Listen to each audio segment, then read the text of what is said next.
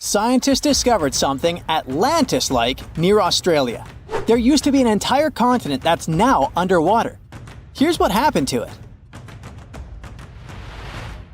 Around 70,000 years ago, during the last ice age, there was a huge landmass called Sahul. It was located in the southwestern Pacific Ocean.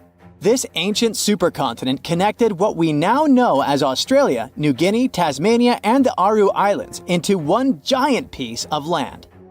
Imagine lush tropical rainforests surrounded by beautiful mountains. Sahul's tallest mountains were in the New Guinea highlands, with peaks reaching over 13,000 feet. This beautiful place was home to a variety of unique animals, most of which were pouched creatures. But back then, they weren't just koalas and kangaroos. Sahul was filled with different types of grazers, burrowers, scavengers, and predators. It was home to a huge diprotodon, a powerful hunter Thiosolio, and a horrifying Megalania, a creature that's much larger than any living lizard today.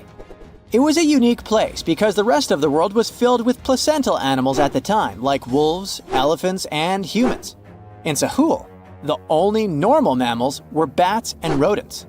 But not all its parts were the same.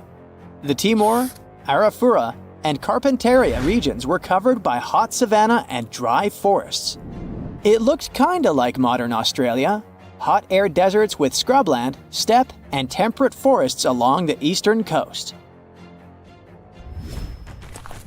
Back then, people were migrating all across the world.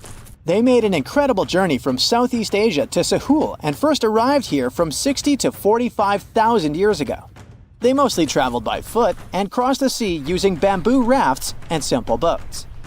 They came there from an ancient landmass called Sunda, which includes parts of Southeast Asia. They traveled across a series of islands known as Wallachia and eventually spread across Sahul. And it wasn't a small journey. Sahul was huge, around 4.1 million square miles. That's bigger than the USA or Canada. It stretched from the equator to around the southern part of New Zealand. So they arrived in what is now Australia and became Australia's first people. Scientists think that Sahul had a population of 500,000. We've discovered cave paintings that date back around 40,000 years. It's a hunting scene depicting an anoa, or miniature buffalo, facing figures of humans and animals. Researchers are trying to figure out how these early settlers moved across Sahul and where we might find archaeological evidence of their journey. To do this, they created a landscape evolution model. The simulation showed how Sahul changed between 75,000 and 35,000 years ago. It showed potential migration routes and archaeological sites. Humans likely traveled along coastlines and rivers. But how did Sahul get submerged off the coast of Australia, similar to the mythical Atlantis? During the last ice age, much of the Earth's water was locked up in large ice sheets and glaciers. The sea levels were much lower than they are today. After that, the global temperatures increased.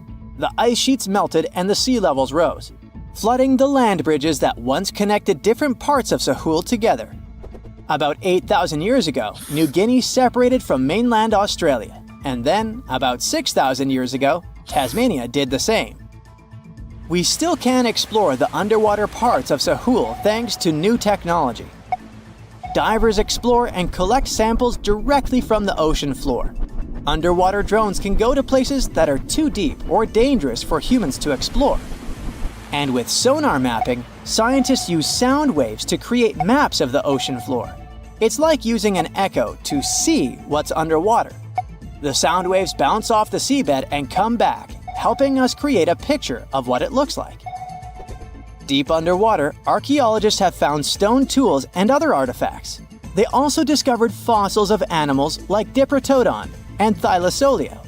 By studying the underwater terrain of Sahul, they learned about the ancient rivers, lakes, and coastlines that existed during the Ice Age. But Sahul isn't the only underwater continent. Sahul isn't the only hidden gem of Southeast Asia. Take Sundaland, a place made up of Sumatra, Java, Borneo, and some other islands. This place was crazy huge during the Ice Age, but now almost fully underwater. Almost, but not entirely. The parts above the ocean are teeming with life. If you like birds, check this place out. It has almost a fifth of the world's bird species. You can spot colorful birds like the Java hawk eagle and the Bali starling among the lush forests. It's also a home to a fourth of Earth's fish species. Sundaland's waters are a haven for marine life, even the most exotic animals like the Asian arowanas. It's also a treasure trove of flowers. That's where you can find Rafflesia and Titan arum, the world's largest flowers. This makes it very similar to Zealandia. Zealandia is a long, narrow piece of land about half the size of Australia. It broke from Antarctica about 100 million years ago. Just like Sundaland, it isn't fully underwater. 7% of it stayed above sea level. This sticking out little piece is what we now call New Zealand, along with Stewart Island and some smaller islands. These pieces of Zealandia are lush and warm. They're packed with volcanoes, mountain ranges, beautiful natural geysers, and hot springs. Local people, Maori, use these hot springs for cooking. People place corn, eggs, and vegetables in baskets and lower them directly in the hot springs. Sometimes they cook food in a pit oven using heated rocks. Another hidden world is known as Argoland. This mysterious landmass was once part of Australia, back when dinosaurs chilled around. It drove scientists crazy for decades. They knew it existed because it left a huge stretch on the ancient seafloor, the Argo Abyssal Plain. About 155 million years ago, it broke off from Australia, saying bye-bye.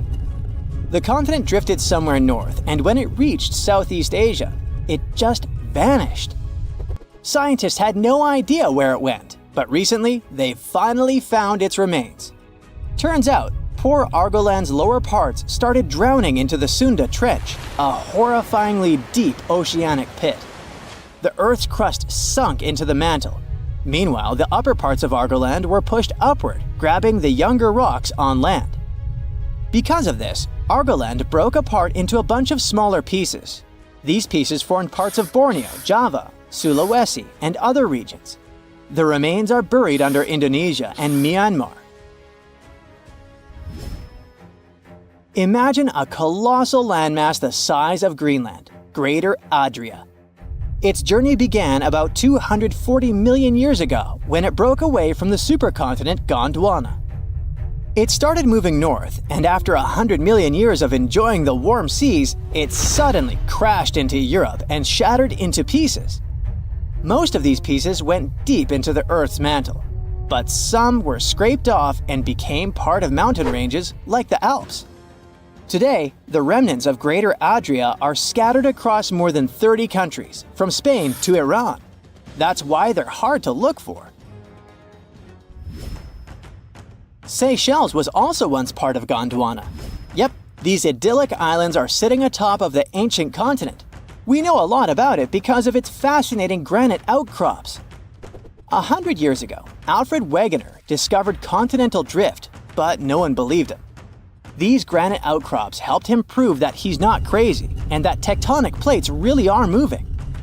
The Seychelles broke off from India and Madagascar and eventually became a sad loner in the Indian Ocean. This probably happened because of some insanely active volcanoes in the Deccan Traps. But now, the islands are home to unique species both on land and in the coral reefs nearby. Mauritius broke off from India after the dinosaur wiping. Along its journey, it stretched into a long ribbon-like shape and also broke into pieces. Now it's all scattered beneath the Indian Ocean. Scientists stumbled upon this lost land by studying tiny ancient crystals called zircons. These zircons are like time capsules. They date back an astonishing 660 million to 2 billion years. That's even older than Mauritius itself. These ancient crystals hinted that there's another Atlantis somewhere nearby. Turns out there are hidden continents all around the world, and maybe we'll discover more of them in the future. You've probably heard about the mysterious sea state of Atlantis. It was a high-tech utopia where people lived happily, But then something happened, and Atlantis disappeared from the face of the earth. Many people believe that this city lies at the bottom of the Atlantic Ocean. But what if we've been looking in the wrong place all this time? What if it's somewhere different from where they're trying to find it? What if all this time Atlantis was in the middle of the Sahara Desert? Well, this unexpected theory has some evidence, but to study this version, you first need to understand what Atlantis was and how we got to know about it. The very first mention of the mysterious city was in 360 BCE. Ancient philosopher Plato wrote about Atlantis. His work, Dialogues, described Atlantis as a rich land with advanced technologies. Its inhabitants were powerful, intelligent, and beautiful, like superhumans. He described in detail the structure of the city, and this was the main reason why many people believed in the existence of Atlantis. According to his records, the Atlanteans built this place in several concentric circles of black and red stone. Then they covered these circles with brass, tin, and precious metals. In the city, there were water channels on which ships sailed. The Atlanteans were sailors, so they built a passage from their city to the open sea. On the internet, you can find many drawings of Atlantis, created based on Plato's descriptions. Take a look at these drawings and an actual photo of the Eye of the Sahara. This place in the Sahara has a shape of several concentric circles. It looks as if a destroyed city left a trace on the sand. Many people have written online that the lost city was located there, but no one could prove it. Once upon a time, the Sahara was filled with rivers and lakes. In prehistoric times, there was only water there. So far, everything matches. The Eye of the Sahara was first discovered in the 1930s. This place was considered a crater from a fallen meteorite. But in the middle of the 20th century, scientists conducted a soil analysis and refuted the version with a fallen space rock. In the end, everyone agreed that this was a dome of molten rocks under which magma was raging. For millions of years, wind and water had been destroying the formed landscape and eventually made it look like perfect circles. But what if the Atlanteans once came to this place and used natural circles to build a city? In this case, we would have many traces and artifacts from this developed civilization.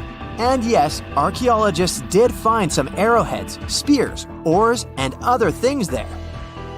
But this has nothing to do with Atlantis.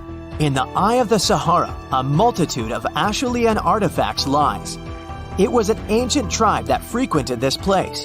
For the first time, Acheulean tools appeared more than 1.5 million years ago. Some of the items found there may be 130,000 years old, and according to the records, Atlantis existed about 12,000 years ago.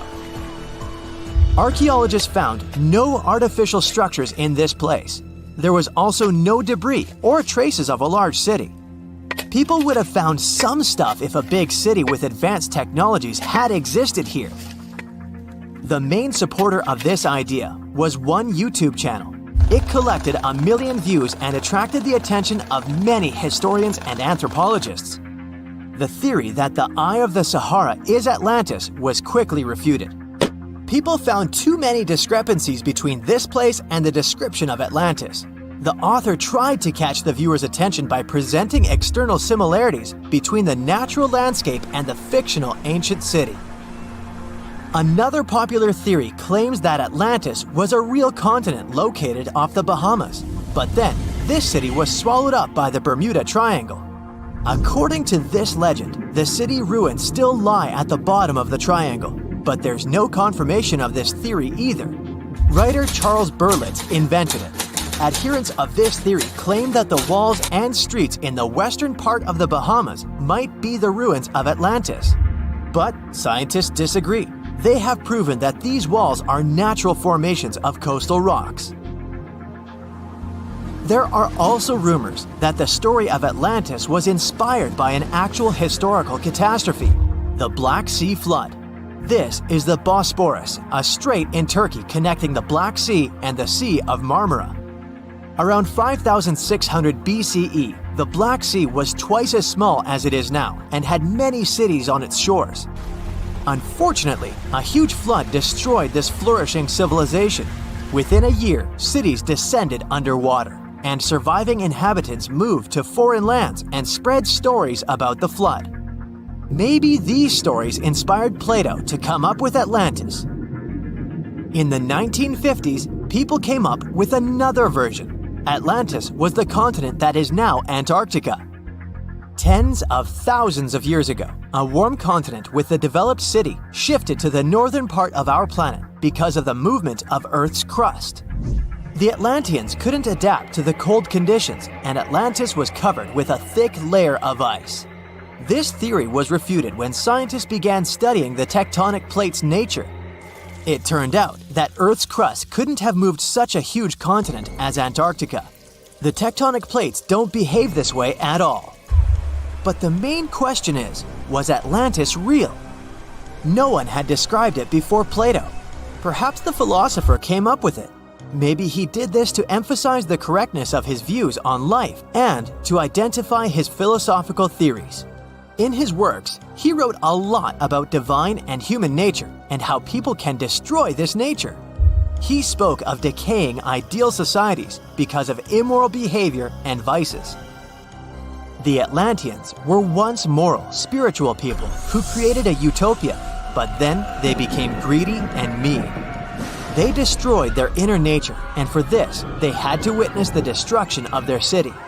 One night, fires and earthquakes hit Atlantis and plunged the city into the sea. The higher powers punished people for their immoral behavior, and Plato also wanted everyone to be afraid of moral decay. But judging by the descriptions of the earthquakes and fire, it may seem that Atlantis was destroyed by a volcanic eruption, as it was with the ancient Roman city of Pompeii. And such destructions have happened pretty often throughout history. Natural disasters ruined many developed cities. One of the most famous cases occurred in 1100 BCE in the Mediterranean Sea, when a volcanic eruption destroyed the highly developed Minoan society. The Minoan society existed for about 2,000 years. These people mostly lived on the islands of Crete and Santorini, located north of Crete. The Minoans had beautiful houses, a sewage system, and a developed economy. They were engaged in agriculture, grew fruits and vegetables, painted frescoes, and made jewelry. They were the first people to found the thalassocracy, an empire based on the sea. They lived off of fishing, piracy, and maritime trade. At the time, they performed cruel rituals, and their way of life was far from moral. They were used to earthquakes on the island of Santorini, so they reinforced the walls of the city with wooden beams, but they didn't know what a volcanic eruption was. And when the sulfur smell appeared in the air, they didn't suspect the impending catastrophe. When the volcano spilled out tons of lava and ash, all the residents of Santorini abandoned their homes and tried to escape, but they couldn't. The eruption and earthquake triggered a tsunami. A large wave flooded the coastal part of the island of Crete. This hit the economy of the Minoans hard and destroyed their port harbor. Then, foreigners attacked Crete and finally destroyed the developed civilization. Some historians think that Plato could have referred to the Minoan Empire when describing Atlantis. Using their example, he showed how immoral actions could destroy people. The Azores are 9 islands in the Atlantic Ocean, sitting about a third of the way from Europe to North America. A history textbook will tell you that the Portuguese explorers discovered this beautiful archipelago in the 15th century. Until then, they were uninhabited. The islands still belong to Portugal, so there seems to be no controversy or mystery here, except for the fact that some researchers think the Azores were home to an ancient civilization from thousands of years ago. Others support the idea that the famous Atlantis itself was here. In 2010, archaeologists announced that they found some structures on the islands which looked like they were from the Stone Age. If that's true, it would mean that there was a civilization back then which was advanced enough to travel this far and settle on the remote islands. A special scientific commission studied the matter and concluded that those structures were natural rock formations or had a more modern origin. So the first settlers were supposed to have been the Portuguese. It didn't stop some enthusiastic scientists from further research. They analyzed the DNA of mice from the Azores and found that it had the same genetic characteristics as house mice from northern Europe. The little rodents couldn't have sailed this far without humans, so it looks like the first people had arrived at the Azores before the Portuguese, and the plot thickens. Dr. Felix Rodriguez, who works at the University of the Azores, is determined to find out exactly when it happened. He's studying the megalithic structures found in the Azores. Similar structures found in Western Europe and the Mediterranean date back to the Neolithic age. According to Dr. Rodriguez, the oldest findings are from 4,200 years ago. It's not clear when civilizations left them. The professor identified 7 megalithic structures in one complex as dolmens for the deceased. The cavities are all cylindrical in shape and definitely don't look like a natural formation. The material from the cavities turned out to be at least 2,500 years old. There are also some pieces of ceramics that seem to be even older. It looks like the rocks in the area had been lifted. You can see it by the small waves left by lava. It's thick and sticky, so it can't leave vertical marks. Someone must have moved the rock from its horizontal position. Another interesting finding is some stone anchors with holes found by the sea. Similar ones were used in the Mediterranean and on the Atlantic coast of Europe, dating back to 1000 and 2000 BCE. The 15th century Portuguese were advanced sailors and never used stone anchors, only metal ones. The scientists also managed to find a structure built right in the volcanic top. It looks somewhat similar to the ones built in the Mediterranean that are at least 2,000 years old. These structures are called columbariums and were used to store the ashes of the deceased. They also found something resembling an oven next to it, so they could be a part of one complex. There's also a basin in the middle, and it's not the only one on the island. It looks like they had a special meaning to their builders. There are channels around the construction. They connect the 4 basins, and the sun lights each of them at different times of the year. It was all carefully planned, as they were lit the brightest during winter and summer solstices and autumn and spring equinoxes. The water passed through all the basins and went directly into the sea. It could have been a purifying ritual.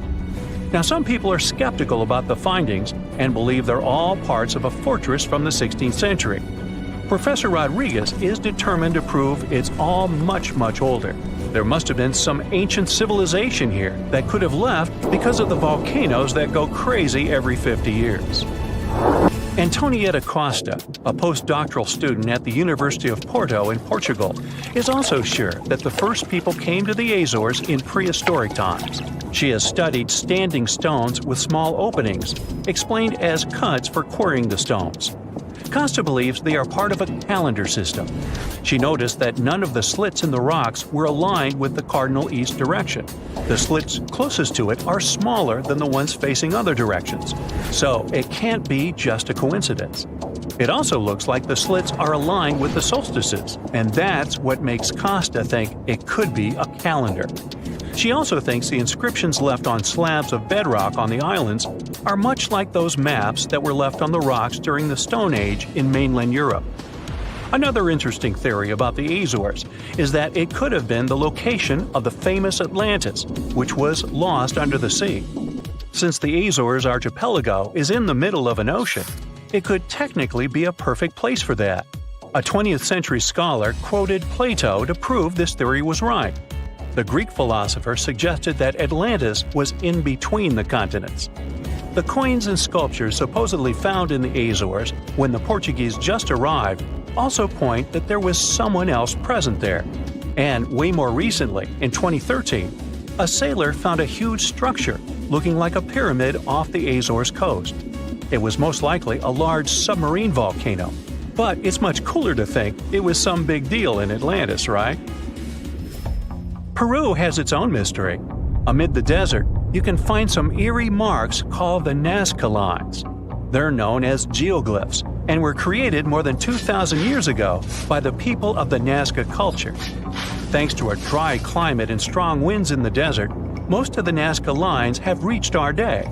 To create them, Nazca people removed the top layer of the pebbles and revealed the soil beneath the ground.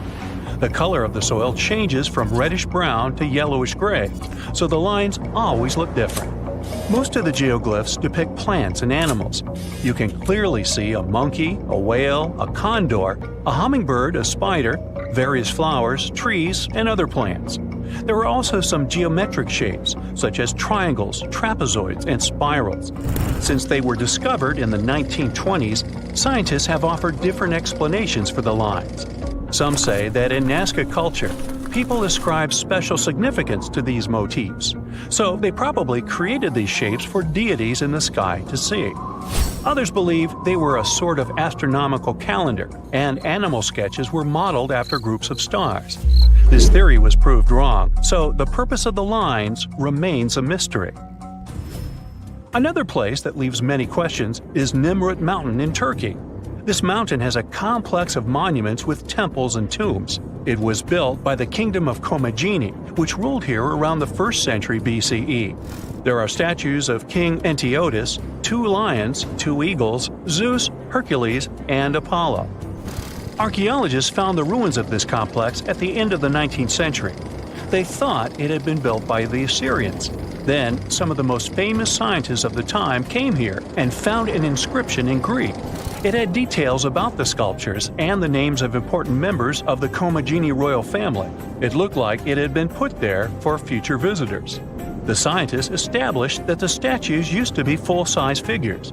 Changes in temperature, strong winds, snow, and the bright sun didn't leave them a chance to last in all their original glory. Plus, the complex is in an earthquake zone, so all you can see now is mostly the heads of the statues. They look incredibly complex and large for their time.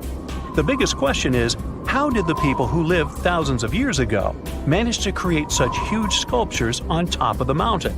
It's obvious that they worked on shaping the limestone blocks up there and not on the ground. So, stay tuned. We'll keep an eye on this.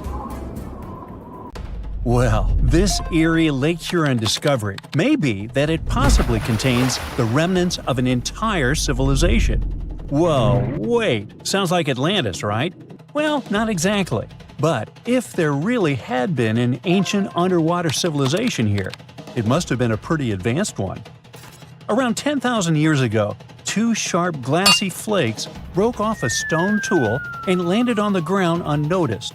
They stayed buried there for thousands of years, until 2013. Then scientists pulled up a small chunk of mud, about the size of a milk carton, from the bottom of Lake Huron, 100 feet underwater. Inside the mud, they found those same 2 flakes made of obsidian, a shiny black volcanic glass that forms when lava cools quickly.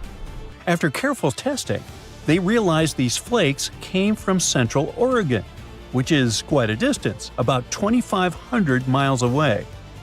They found this prehistoric Great Lakes site on the Alpena Amberley Ridge, an underwater landform that once connected what's now Michigan and Ontario. Back then, it was dry land. Early humans used it to build traps for animals like caribou as the Ice Age faded and the Great Lakes began to form. Now, obsidian was the high-tech material of ancient times. It's super sharp and perfect for making tools. If you study the flakes carefully, it's obvious that humans made them. You can see where they struck them and the feathered edges that come from being carefully chipped. That means people were not only crafting tools here, but they also had access to obsidian that came from incredibly far away. It was likely possible through a huge trade network that spanned across the continent. For over 100 years, people have guessed that ancient societies might have existed beneath the Great Lakes, but no one had proof. That's why work on this submerged archaeological site is so important. A team of researchers has been trying to learn more about the 10,000-year-old ruins and the civilization that left them behind for over a decade now. Lake Huron's icy water acted like a time capsule that helped preserve things for thousands of years. So far, researchers have found not only unique stone tools, but also ancient trees with roots still intact and underwater peat bogs that preserved seeds and leaves. It was like an Ice Age version of Pompeii, a scene frozen in time. These discoveries are also helping scientists create new technologies and ways to do underwater archaeology. They've engaged sonars, underwater robots, and divers so far. Now, it's pretty cool that the tools they found on the Alpina Amberley Ridge were way smaller than other tools from the same era found nearby. That might mean a different group of people lived here, and they had their own unique way of life. Even the peat bogs they found, which are about 9,500 years old, hold secrets. They're full of pine needles, seeds, and leaves that could reveal what the environment was like back then. Usually stuff like this breaks down quickly on land, but the cold freshwater preserved it. The Michigan team is working with scientists in Cambridge, England, to extract DNA from the remains. If it works, it could finally confirm what animals lived there, and maybe even more. There are still years of discovery on this prehistoric Great Lakes site ahead. Another famous submerged archaeological site is the lost city of Pavlo-Petri. Archaeologists think it is the oldest sunken city in the world they've found and made official so far. Pavlo-Petri is around 5,000 years old. That means it existed even before the legendary Greek heroes in Homer's stories. Scientists first spotted it way back in 1904, and then mostly forgot about it until 1967, when Nicholas Fleming rediscovered it. He described it as a Bronze Age city now lying under about 10 to 13 feet of water. A year later, he returned with a team of scientists to study the ruins. Over 6 weeks, using just hand tapes and a basic grid, they managed to map out the city. They found that it covered almost 1,000 feet by 500 feet and had at least 15 buildings, courtyards, 5 streets, 2 tombs, and around 37 small stone graves. They also found signs that the ruins continued onto the nearby island of Pavlo-Petri itself. They dug up some amazing pottery, obsidian, and chert blades, and even a tiny bronze figurine that may date all the way back to 2800 BCE. Most of the buildings, though, came from the period between 1650 and 1180 BCE. Then scientists left the site alone again until 2009, when a super team of researchers launched a new 5-year project to really dive deep into the history of Pavlo-Petri. This time, they had digital mapping tools and better diving equipment, so they could explore and even excavate underwater. They found another 97,000 square feet of buildings, including a large hall and hidden streets. Plus, they dug up even more pottery that showed people had been living in the city from about 3000 BCE to 1100 BCE, and that the city once had a population of 500 to 2,000 people. No one knows for sure how the city ended up underwater, but many scientists think it was because of an earthquake, maybe around 1000 BCE, or even as late as 375 CE. Because it's the oldest underwater city ever found, some people even believe Pavlo-Petri might have inspired the legend of Atlantis. Another contestant for the Atlantis title lies near Japan. Back in 1986, a local diver was exploring the waters near the Ryukyu Islands when he found a giant structure made of perfectly shaped steps and sharp edges. It was 82 feet underwater. Today, the Yonaguni Monument is one of the most mysterious underwater sites on the planet. The structure is nearly half a football field in size. It looks like a massive stone pyramid with layers of platforms and steps stacked one on top of another. No one really knows where it came from or who built it. Some experts think the monument might be more than 10,000 years old, which would make it older than the Egyptian pyramids. One theory is that it could be the last remains of a lost civilization called Mu, a mythical Pacific society kind of like Atlantis. Others believe an ancient culture that lived in Japan as early as 12,000 BCE might have built it. But many scientists and geologists are skeptical about this possible underwater ancient civilization, even though Yonaguni has narrow passageways, arched openings, and right angles that almost look like city blocks. They say that the site looks a lot like natural rock formations, like the Giant's Causeway in Northern Ireland, for example. The whole monument is still connected to a bigger chunk of bedrock, which means it wasn't built piece by piece.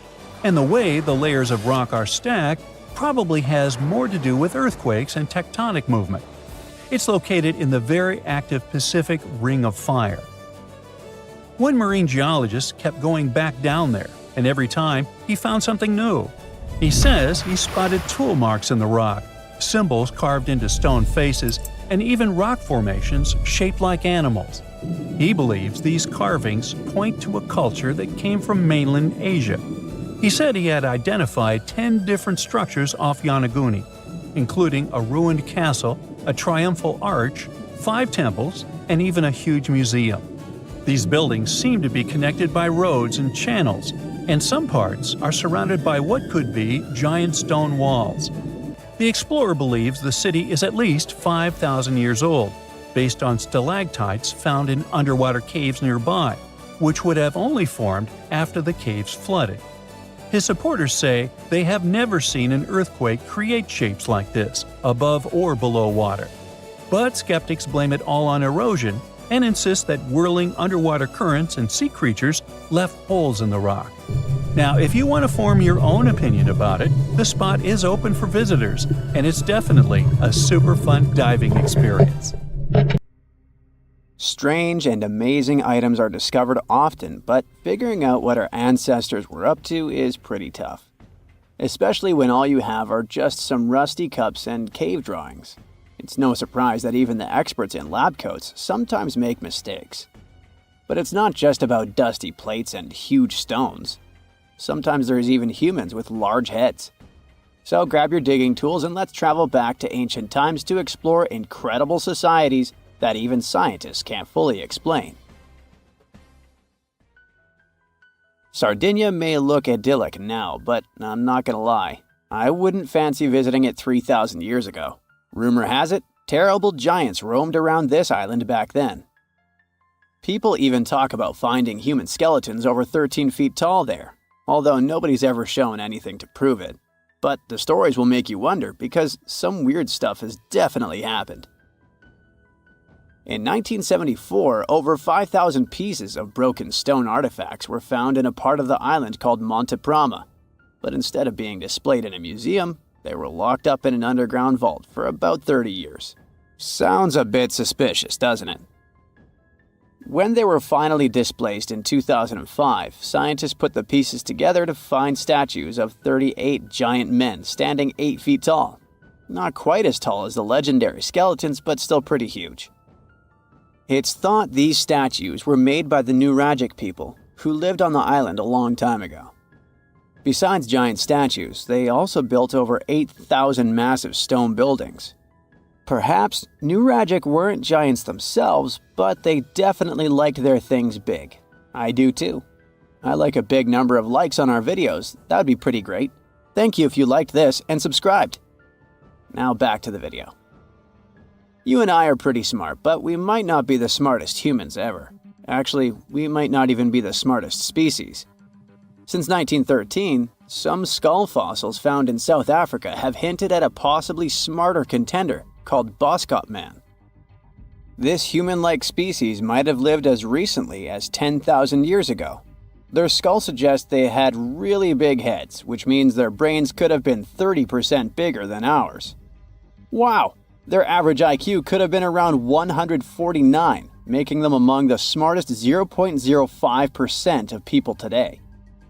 But if a Boskop Brainiac was so much smarter, why are they not around and we are? Well, bigger isn't always better, you know. Our brains are a lot bigger than our ape relatives, mainly in the prefrontal cortex. This part helps with high-level tasks like making decisions, remembering things short-term, and being aware of ourselves. The parts of the brain that handle our senses and movements haven't really grown much.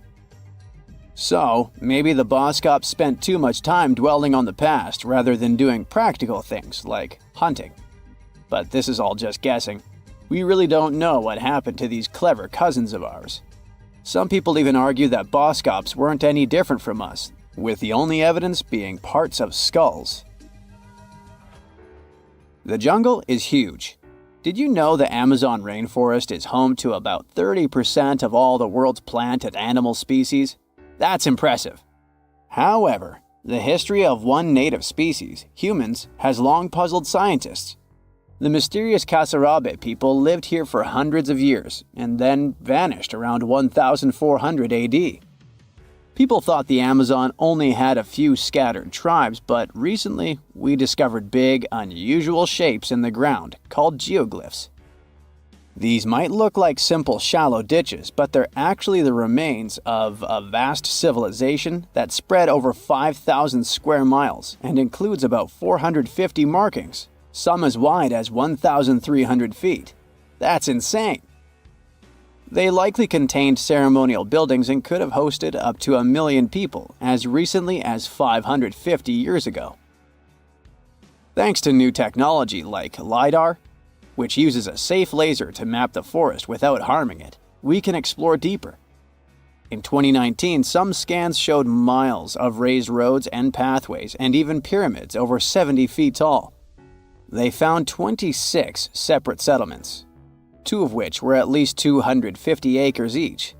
Damn, that's like 330 soccer fields. It's not certain what happened to the Kasarabi people. Maybe European conquistadors drove them out. Maybe the most baffling ancient civilization is one we've never actually found a trace of. Yep, I'm talking about Atlantis, the grand city that supposedly sank into the ocean. The first mentions of Atlantis come from the ancient Greek philosopher Plato, who talked about a great city near the Strait of Gibraltar. But for ages, everyone just thought Plato made up Atlantis as a perfect version of his own Athens. So why, about 12,000 years after it supposedly vanished, do we still wonder if it might be real? Well, in the 19th century, U.S. Congressman Ignatius Donnelly wrote a book giving 13 reasons why he thought Atlantis was more than just a myth. Then, in 1965, some folks thought they actually found Atlantis when they discovered the Richat structure, a massive 25-mile-wide dome in Mauritania, Africa. It's so big that you can see the whole thing from space. 2 astronauts flying over the Sahara Desert spotted this giant eye staring back at them and thought they'd made the discovery of a lifetime. Unfortunately, there's no solid evidence linking this structure to Atlantis. It's believed to have formed from volcanic activity about 100 million years ago. But it does look suspicious, doesn't it? Still, we're no closer to knowing the truth. Imagine going back to about 3,300 BCE and finding yourself in South Asia. Welcome to the Harappan civilization. These people were way ahead of their time. They had cities like Harappa and Mohenjo-Daro, complete with baked brick houses, sophisticated drainage systems, and even public baths.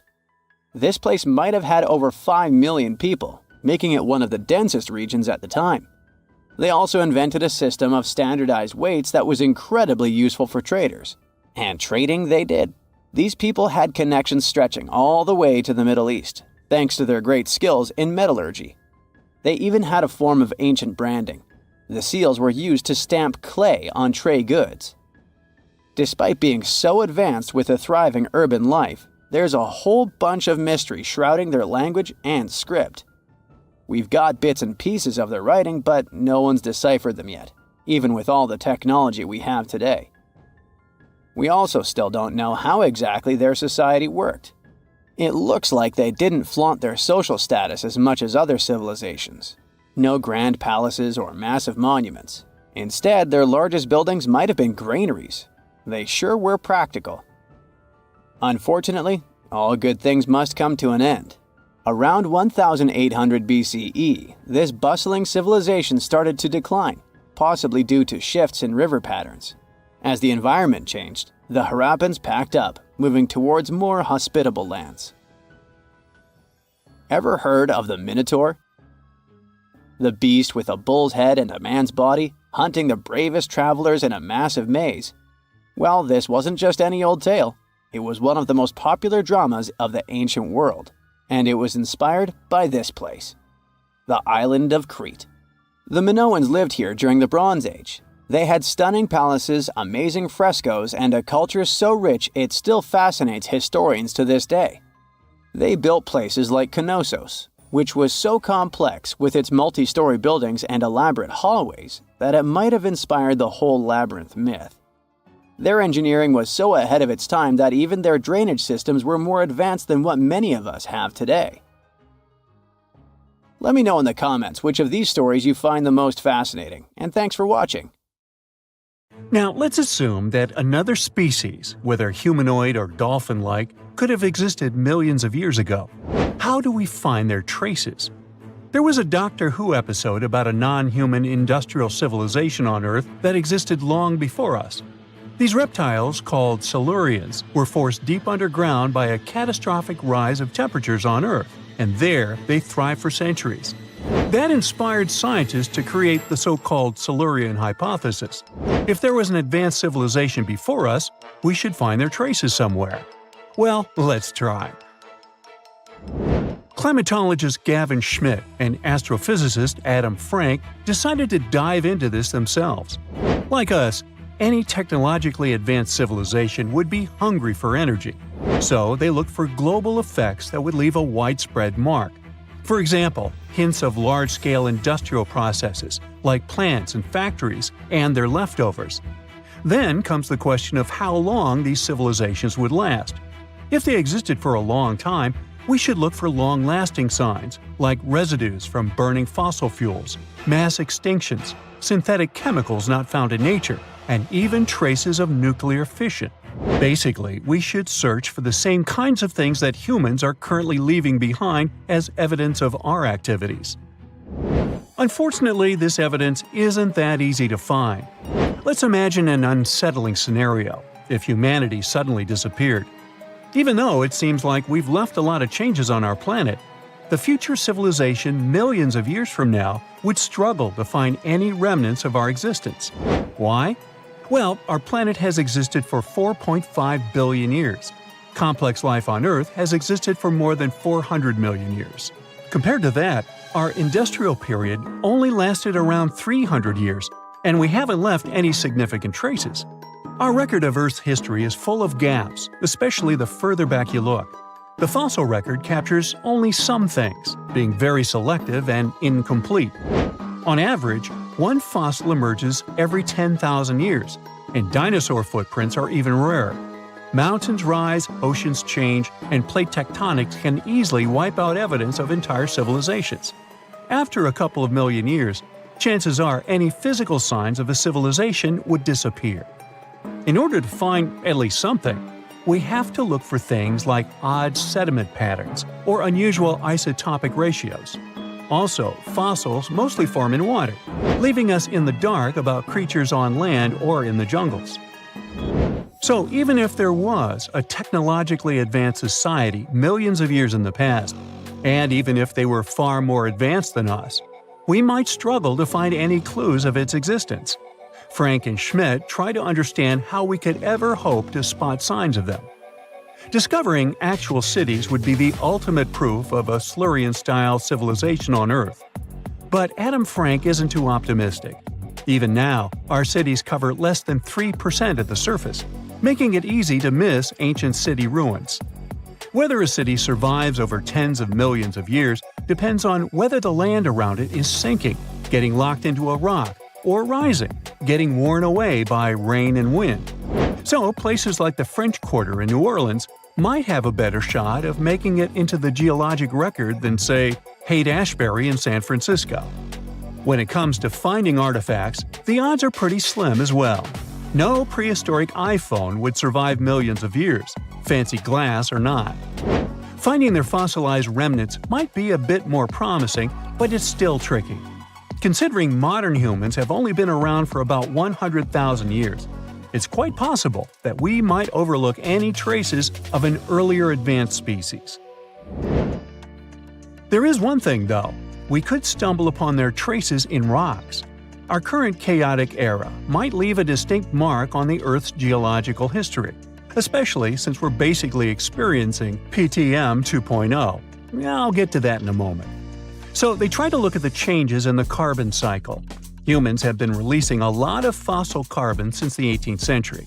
This leaves a special mark in the carbon isotope ratio, like a signature that shows the difference between carbon in living things, such as seashells, and carbon in lifeless volcanic rock. Scientists also look for signs in the way sediments are arranged. Large coastal deltas might mean that there were bigger rivers made by folks in this hypothetical civilization. traces of nitrogen could suggest big-scale farming, where they used a lot of fertilizer. Spikes in metal levels in the sediment could mean runoff from heavy industries.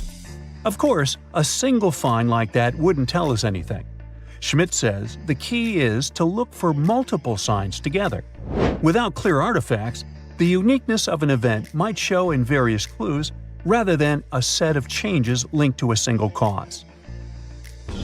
On a quest for Silurian-style clues, scientists even decided to check the Moon. Some astronomers find it surprising that no one has looked into this before. They even joked about the possibility of dinosaurs building rockets and leaving traces on the Moon or other celestial bodies. These astronomers think that Earth-like planets tend to erase signs of civilizations on their surfaces. So they're exploring the wild notion that these beings might have been space travelers. In that case, remnants of their technology, known as technosignatures, could be lurking not only on our Moon but also on asteroids, or even buried on Mars. There they might endure for millions or even billions of years. Unfortunately, so far, despite digging into the past 380 million years and examining all suspicious events, the researchers haven't found a clear match for a technological civilization. They don't give up, though. Frank calls for more investigation. For example, we could study how modern industrial chemicals stick around in ocean sediments. This, he believes, could help us identify similar chemical traces in the Earth's history. If there are no traces, why do we even bother to find something like that? This research is based on Schmidt and Frank's recent papers. They were delving into the Anthropocene. It's the proposed epoch dominated by human activities on Earth. It's full of these things called hyperthermals. They're prehistoric events when temperatures on Earth sharply increased over a relatively short time. They're like extreme heat waves from the past.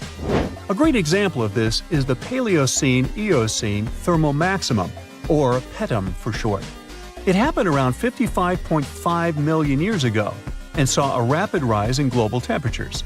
Over 200,000 years, the average temperature on Earth jumped from about 9 to 14 degrees Fahrenheit. We studied these hyperthermals to understand how they occurred, from natural causes or human activities. So, these hyperthermals sparked the genesis of Frank and Schmidt's research. To study them, scientists started examining chemical signals and tracers left in rocks. When doing that, Schmidt and Frank uncovered some eerie parallels between all the climate issues we have today and past periods of rapid temperature shifts. There's a close similarity between the PETM and other hyperthermal events. So all this work isn't just about solving a historical mystery. Understanding our impact on the environment can guide us to finding better ways to live in harmony with the planet and avoid becoming a forgotten species in the future. Our Milky Way is filled with lots of planets that could be just right for life, but we don't know if there are other civilizations out there. Earth is the only place we know of with living beings. About 200 years ago, people wondered if there might be civilizations on Mars. Back then, it was a real question, but once we got pictures from space probes, we decided there wasn't any evidence for it, and that idea got stuck in our minds. Now, it's not even considered a valid topic for serious science. It's seen as kind of silly. But no one has set clear limits on what could have happened on our own planet a really long time ago. So, even if there is no proof, we shouldn't throw away the possibility. Don't forget, it took humanity a while to recognize dinosaurs. Maybe Silurians are just patiently waiting for their time. It's the first day of your long-awaited trip to the Amazon forest. You flew all the way to South America. More specifically, you landed in the city of Manaus. It's the heart of the Brazilian Amazon. So far, you've traveled by air, car, and now water. You are on a tiny boat, moving through the dark waters of the Amazon River. Yes, the river is also called the Amazon. And just FYI, it's the second longest river in the world. It loses only to the Nile River in Egypt. The Amazon sprawls for an impressive 2,700 square miles, beginning in Peru and ending only when it meets the Atlantic Ocean off the coast of Brazil. to get a closer look at the forest, you decide to start by exploring it by boat. First up, you watch some piranha fishing. You can even try to catch one yourself if you like. As you may know, piranhas are carnivorous fish that inhabit the Amazon River, so it might not be your best option to go swimming in these waters. One of the most emblematic species of alligators present in the Amazon River basin is the broad-snouted caiman. It looks pretty much like a regular alligator, except for the fact that it has a yellow chin. Your guide leaves the boat and searches the water to show you a caiman up close. He also tells you of another legendary creature that lives in the dark waters of the river, the pink dolphin. Lucky you get to witness a family of pink dolphins showing their fins near your boat. They look magical from the place where you're sitting. You've probably never known dolphins can be pink, huh? After a few mesmerizing moments, you discover that the dolphin's pink color is nothing but an illusion. The animals are originally pinkish-gray, but due to the brown colors of the Amazon River, they look vivid pink when you stare at them from above. Your guide tells you that the pink dolphin is a central character of Brazilian folklore.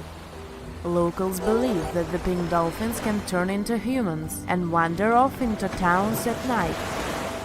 You get off your boat near one of the entrances to the forest. Now you're going to continue your trip on foot. Your guide says that you are venturing into very dangerous terrain. The Amazon is home to some of the creepiest species of wildlife on the globe, but don't worry, we'll get to see a lot of them today. You've come prepared, of course. Bug spray, a raincoat, and your sharp eyes. Inside the jungle, you need to be alert at all times.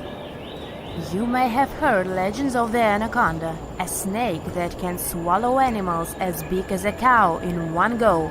Sorry to break it to you, but those are not just legends. Reptiles like these do actually exist. They live deep in the jungle. It right there, moving between the trees. Is it a spider? The so-called Goliath bird-eater is a monster spider. Its legs can grow up to a foot in length, and the spider itself can weigh around 6 ounces. It's also known as the king of tarantulas. You shouldn't get too close, of course. It's not venomous to humans, but its bite can surely sting.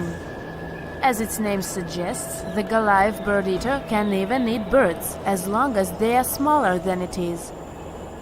Up next, you run into another species of spider that draws your attention. This one is so tiny that you almost don't see it. It's known by the popular name of the decoy spider. You see one of its creations, a gigantic spider built by the tiny Cyclosa spider in order to scare off large predators. This is as amazing as it is creepy.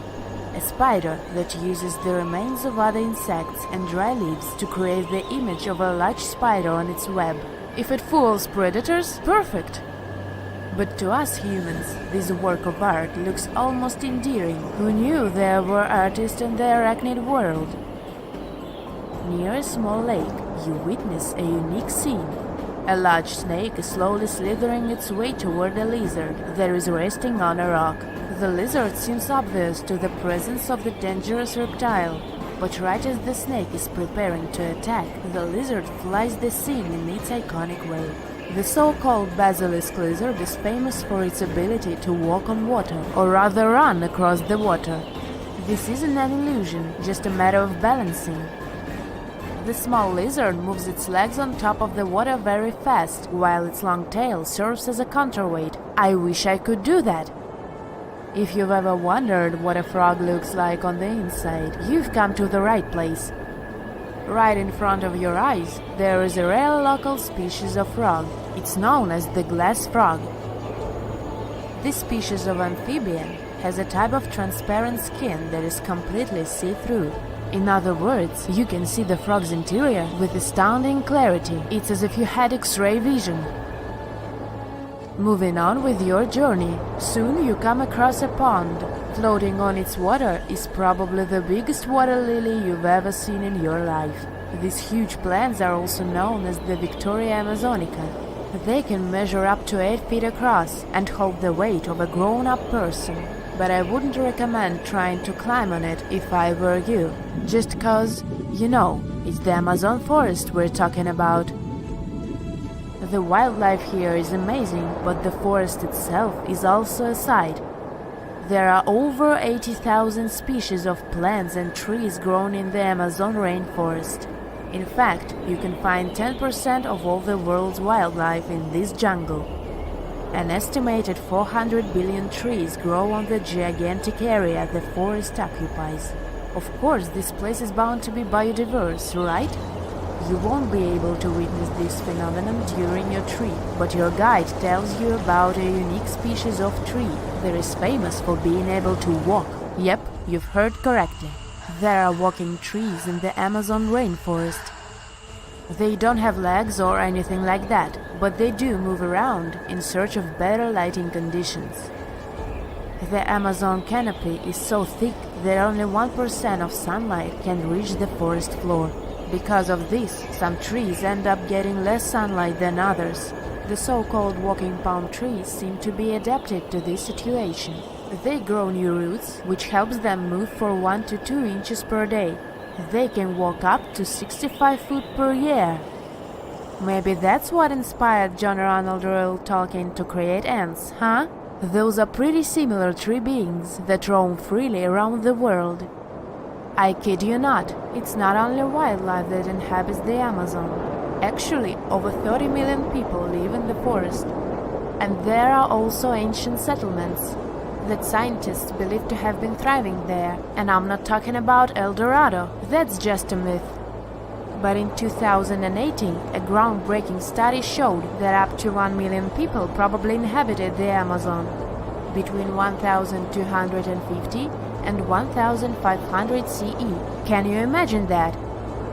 Working alongside local indigenous people, researchers from the University of Florida found several mounds in the Amazon. Besides these mounds, they also discovered interesting ditches and geoglyphs. After mapping all of these recurring mounds, scientists understood that this was a sign of an ancient settlement. They found remnants of carefully designed walls centered around plazas. This could only mean that these ancient cities were big and could host hundreds of thousands of people. These findings brought back the idea that the Amazon could have been home to thriving civilizations way before the Europeans arrived there. But rather than cities drenched in gold, they were simply well-developed agricultural societies. It started as a routine cleaning to scoop some mud off the coast of Indonesia, but turned into a discovery of remnants of a lost, submerged, Ice Age landmass. Archaeologists found more than 6,000 fossil fragments, and among them, 140,000-year-old Homo erectus remains. This find made scientists rethink how early humans lived, moved, and interacted in Southeast Asia. For years, they thought that Homo erectus on Java Island lived in isolation, separated from the rest of the world. But these dredged fossils blew that story apart. It turns out Java wasn't an island at all back then, but part of a landmass called Sundaland. So, Southeast Asia stretched out like someone had drained the ocean, connecting Indonesia, Malaysia, Borneo, Thailand, and Vietnam into one gigantic landscape. Today's islands of Java, Sumatra, Borneo, and Bali were connected by river systems that probably looked like the Amazon, by forests where giant animals roamed, and by coastal plains that would later sink beneath the ocean when temperatures went up. And Homo erectus were not stuck. They were thriving in what honestly sounds like prehistoric bliss. Yep, it was nothing like we normally imagine Ice Age, a sort of frozen wasteland. Sea levels dropped more than 400 feet because so much water froze into glaciers. When all that water got locked up in ice, whole sections of the ocean floor popped out of the water like stepping stones. Suddenly, early humans didn't need boats. They could literally walk from what's now mainland Southeast Asia all the way to places that are islands today. They could do it while exploring and chasing herds across open land. It was sort of like a giant prehistoric highway system. That giant highway matters because it completely rewrites how early humans moved around. Instead of being trapped, Homo erectus had a whole continent to roam. They followed rivers, crossed valleys, and adapted to different environments the same way you learn shortcuts to the office or find new routes to your favorite coffee shop. And because everything was connected, animals wandered freely too. Tigers, elephants, supersized cows, and turtles the size of small cars. People followed these big animals. This among the fossils pulled from the Madura Strait, such as cut-marked turtle shells and cracked open bovid bones. When you see precise cut marks on bone, it means someone was deliberately carving meat off the bone with tools they made themselves. And cracked bones mean they were taking out marrow, which was like prehistoric energy gel, rich, fatty, and perfect when you need calories to survive. That's a level of planning and skill scientists didn't expect from Homo erectus. It pushes Homo erectus closer to species like early Homo sapiens and Denisovans when it comes to behavior. It means they weren't just surviving on scraps, they were actively pursuing animals, processing, and maybe even sharing food the same way later humans did. So if you imagine them as slow, hunched cavemen, forget that. These people were sharp. The techniques they used to process food look eerily similar to those used by other hominins. Not just Homo erectus. We're talking Homo floresiensis, Denisovans, and early Homo sapiens. That opens the door to the possibility that these groups didn't just exist side by side. They might have interacted. Maybe they traded ideas and copied techniques. Or maybe they even interbred or shared territories. All this makes Southeast Asia look not like a series of isolated islands, but like a buzzing human ecosystem, a place where different human species crossed paths. And here's the heartbreaking part. Everything we know about this place, everything humans built, lost, and discovered there, is all underwater now. When the Ice Age ended, glaciers melted like forgotten ice cream cones on a hot sidewalk. Sea levels rose. Slowly, then quickly, rivers flooded, coastlines vanished. Entire human landscapes disappeared beneath the waves. Sundaland drowned over thousands of years, and the people who lived there either adapted or moved to higher ground. Archaeologists now try to interpret what these people did, how they lived, and how many human species walked that land. Every time they pull together bone or artifact from the seabed, we get one step closer to rewriting everything we thought we knew about early human migration. And the new discovery could mean that Southeast Asia may have been just as important to human evolution as Africa, the Middle East, or Europe. Looks like Sundaland wasn't a side quest, but a real mixing zone, a place where humanity experimented, adapted, learned, and evolved. Unexpected finds like this one in Indonesia keep popping up around the world and surprising scientists. Farmers in China were hoping to scoop up bat droppings for natural fertilizers inside a narrow limestone cave. But instead, they spotted pieces of fossilized bone that looked suspiciously like parts of a human skull. This skull turned out to be ridiculously old, around 300,000 years old. Scientists eventually named the fossil Maba 1. The discovery happened way back in 1958, but ever since then, nobody could agree on which ancient human species this skull belonged to. During the late Middle Pleistocene, the world was basically a crowded highway of different ancient human species wandering around. Or just maybe, Maba 1 came from a species we've never met before. The big issue was that researchers only found part of the skull, no jaw, no other bones. So it was like trying to solve a giant puzzle with half the pieces missing. For ages, scientists guessed it might be Neanderthal. But now they've used micro-CT scanning, which is like an X-ray superpower that lets you peek inside fossils without breaking them. That's when they noticed weird tube-like structures connecting parts of the brain case, something Neanderthals basically never had. The inside shape of the skull looked way more like Homo erectus, a much older human species. But even that wasn't a perfect match. The skull's size and shape were closer to modern humans and Neanderthals, and it showed traits Homo erectus usually didn't have. For example, it had a shorter forehead area and a thickened bregma, the meeting point between two skull bones. Maba 1 also had a strange dent on the forehead, almost like a bruise frozen in time. Whatever caused it, maybe a fall, maybe anemia, it happened while the person was alive. But there was no sign of infection, so that individual probably healed and kept living after whatever hit them.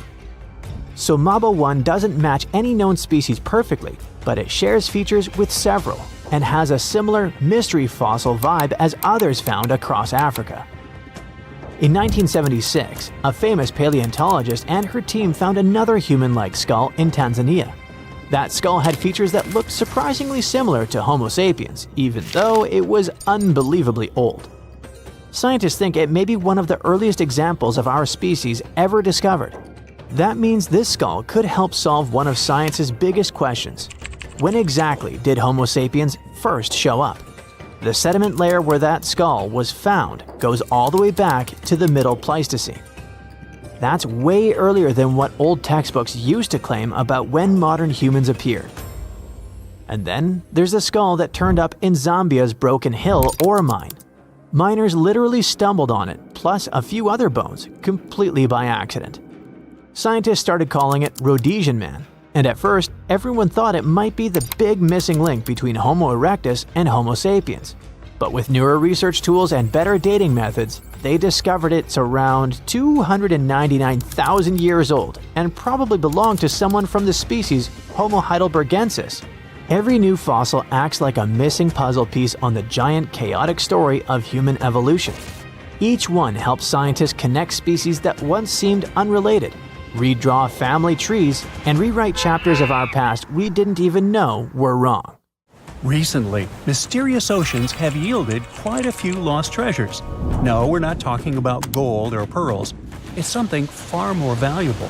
Near Sicily, divers found a 2,500-year-old shipwreck hidden just 20 feet below the surface. It's so ancient that experts aren't sure what it was made of. That takes us all the way back to the time full of political intrigue, conflict, shipbuilding, and discovery. But first, wait. The remains of the boat were only 20 feet below the surface? That's not deep at all. Almost every amateur diver could reach that depth. How could it stay hidden for 25 centuries? Well, the ship wasn't sitting out in the open like some movie prop. Over time, storms and shifting currents buried it under layers of sand and rock, disguising it as just another lump of seabed to anyone swimming above. The only reason it was discovered was the high-end scanning technology. Researchers basically played high-tech hide-and-seek using sonar to pick up straight lines and patterns that the sand had been hiding for centuries. The ship dates back to the 5th or 6th century BCE. Now back then, Sicily wasn't just an island known for Europe's tallest volcano, Mount Etna. It was one of the most important places in the Old World. Back then, the Mediterranean was the world's superhighway, and Sicily was the toll booth. The Greeks came in from the east, building colonies all along the coast. The Carthaginians pushed in from the west, fresh out of North Africa. Cities like Syracuse became powerful, while Carthage backed its own rival towns. This led to plenty of standoffs, alliances, and even some naval battles, since controlling Sicily meant controlling trade routes.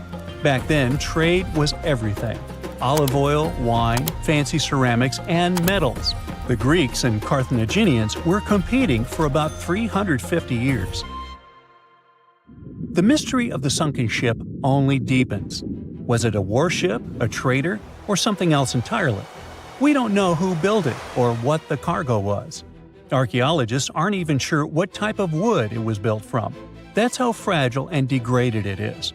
What they do know is that the hull was built using a super rare on-shell technique. Normally, ships start with a frame and then planks go on top. But not this one. The builders joined the planks edge to edge first, like a giant wooden puzzle, and added the ribs for support afterward. This method was only used for a short period in Greek shipbuilding, which makes the Sicily wreck an incredibly rare glimpse into some cool naval experimentation, which might also point to the ship's origin. But that's not the only thing. Divers also found several anchors nearby. 2 of them were iron anchors shaped like upside-down T's, which probably came from the 7th century CE. more than 1,000 years after the ship had sunk. This means that there is still more to uncover. The ship isn't some random lucky find. It's part of something called the Kawakana Project. It's a long-running digging into Sicily's underwater past that's been going on since 2017. The mystery ship might be the biggest catch so far, but the team is going on expeditions every year, discovering something new and significant. However, that's not the whole story. We have 3 more recent findings worth discussing. First up, let's head west across the Mediterranean to Spain, where an almost identical story played out. Off the coast of Murcia, archaeologists pulled out something incredible, a 2,600-year-old Phoenician ship called Marzaron II. Divers actually spotted it back in the 1990s, but instead of lifting it right away, the team decided to let it stay in place. Archaeologists often prefer to leave wrecks like that if they're stable and protected. Better to have an old shelf stable than to crumble it by moving it. Well, that worked until last year, when the sand started shifting, leaving the wreck exposed to waves, current, and decay. That's when archaeologists gave up and carefully lifted it plank by plank, like uncovering a dinosaur skeleton, only to piece it back together. However, here's the important part. Unlike most similarly old wrecks that crumble into pieces, Marzaron II is remarkably well preserved from bow to stern. The Phoenicians who built it were legendary sailors and traders. Long before Rome, these folks were cruising around the Mediterranean bringing cedar wood from Lebanon. They also traded glassware, wine, olive oil, and their priciest item, purple dye. It was so expensive that only the rich could get their hands on it. They might have been the first to use the North Star for sailing, letting them cross waters that others were too scared to sail.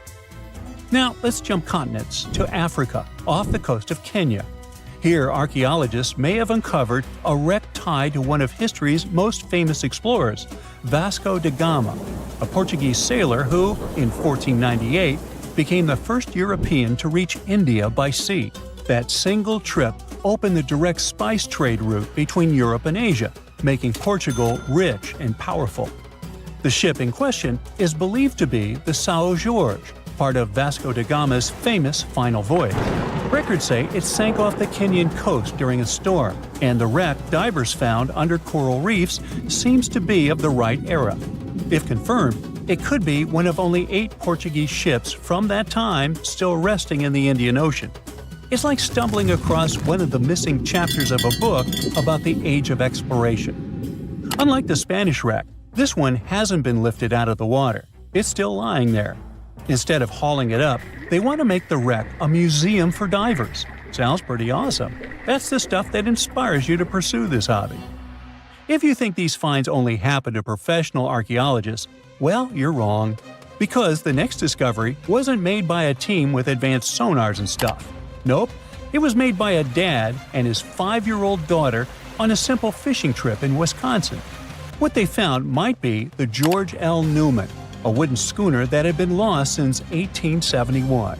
That year, the ship ran aground in heavy smoke from the Peshtigo fire in Wisconsin, the deadliest wildfire in history. But it happened on the same day as the more famous Chicago fire, so we didn't hear about it. Anyway, for more than 150 years, everyone assumed the Newman had been lost forever.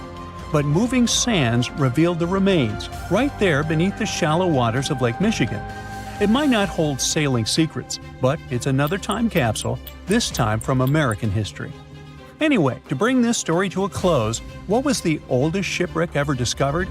Well, back in the 70s, some divers exploring near the Greek island of Dokos stumbled upon what turned out to be the oldest known shipwreck in the world. Unfortunately, the ship itself didn't make it. Everything made of wood, like the hull, as well as ropes, was long gone. But what remained was cargo. The seabed was scattered with hundreds of clay pots, vases, and other ceramic pieces, all from around 2700 to 2200 BCE. This era is known as the Early Helletic period, a time when pyramids in Egypt were still under construction. Along with the ceramics, archaeologists found stone anchors and millstones. That's some of the first proof humans were trading by sea. So even though the Dokos wreck doesn't have intact planks or masts, it shows us something bigger. Humans were sailing and trading far earlier than many once believed. It's not treasure in the pirate sense, but in terms of history, it's priceless. In the end, it turns out the ocean is basically one giant storage unit for human history. Unlike what you can find underground, you know that there's a tragic story behind a ship sinking. These wrecks could tell us how people lived, traded, and traveled. And the best part?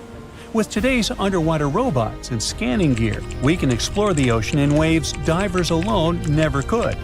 There could be fleets of forgotten ships down there, each with a different tale about the civilization it came from. Once upon a time, there was a lighthouse so tall that you could spot its beam from 30 miles away. A mysterious tower that was the symbol of wealth and engineering genius, made with stones so giant and heavy that it still makes us gasp. How did they do that? It has survived earthquakes, one after another, until it finally crumbled in the 14th century. Fast forward to today, and archaeologists have just hauled 22 of its colossal blocks off the seafloor. They're putting the tower back together to be once again admired and explored, but not how you might imagine. The Lighthouse of Alexandria wasn't just a lighthouse, it was the lighthouse of ancient civilizations, one of the longest-standing world wonders.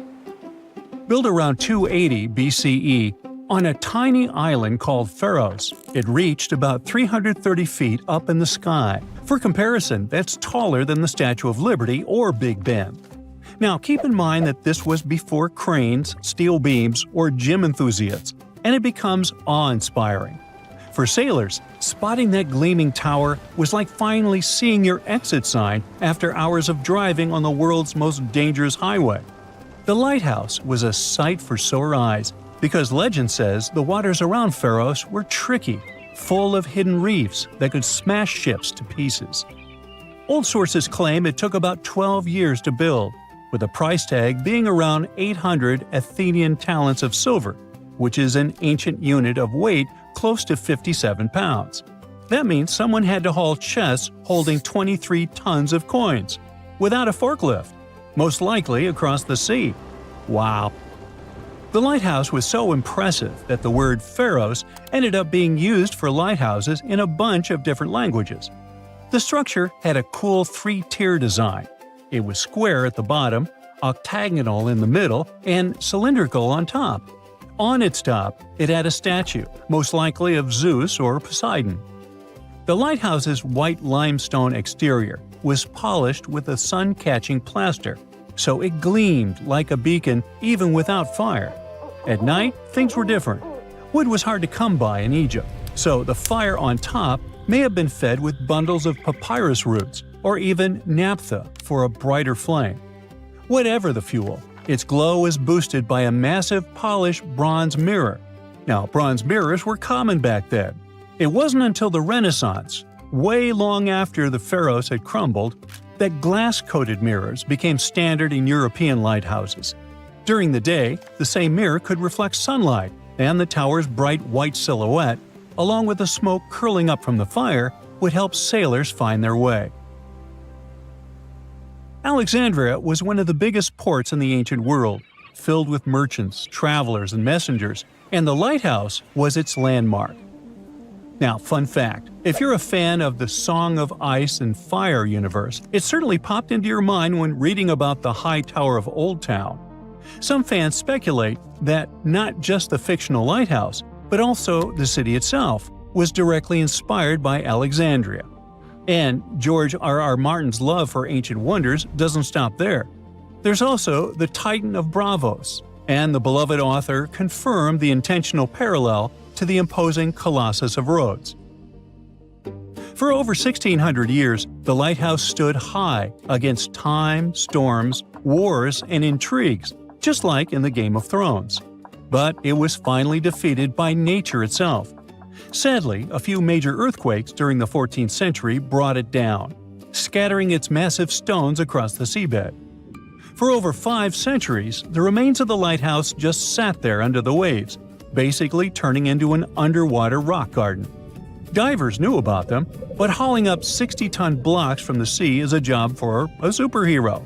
or a super powerful crane. And, until recently, it was a lot safer to leave them where they were. Alexandria is still, to this day, a busy harbor, and isn't exactly the easiest place for delicate archaeology. In the 1990s, archaeologists started mapping the whole area around Pharos Island. What they found was precision-cut limestone and granite blocks, some still showing carved edges. Over time, more than 100 massive pieces were cataloged, including chunks of columns, statues, and giant building blocks that could only have come from the lighthouse.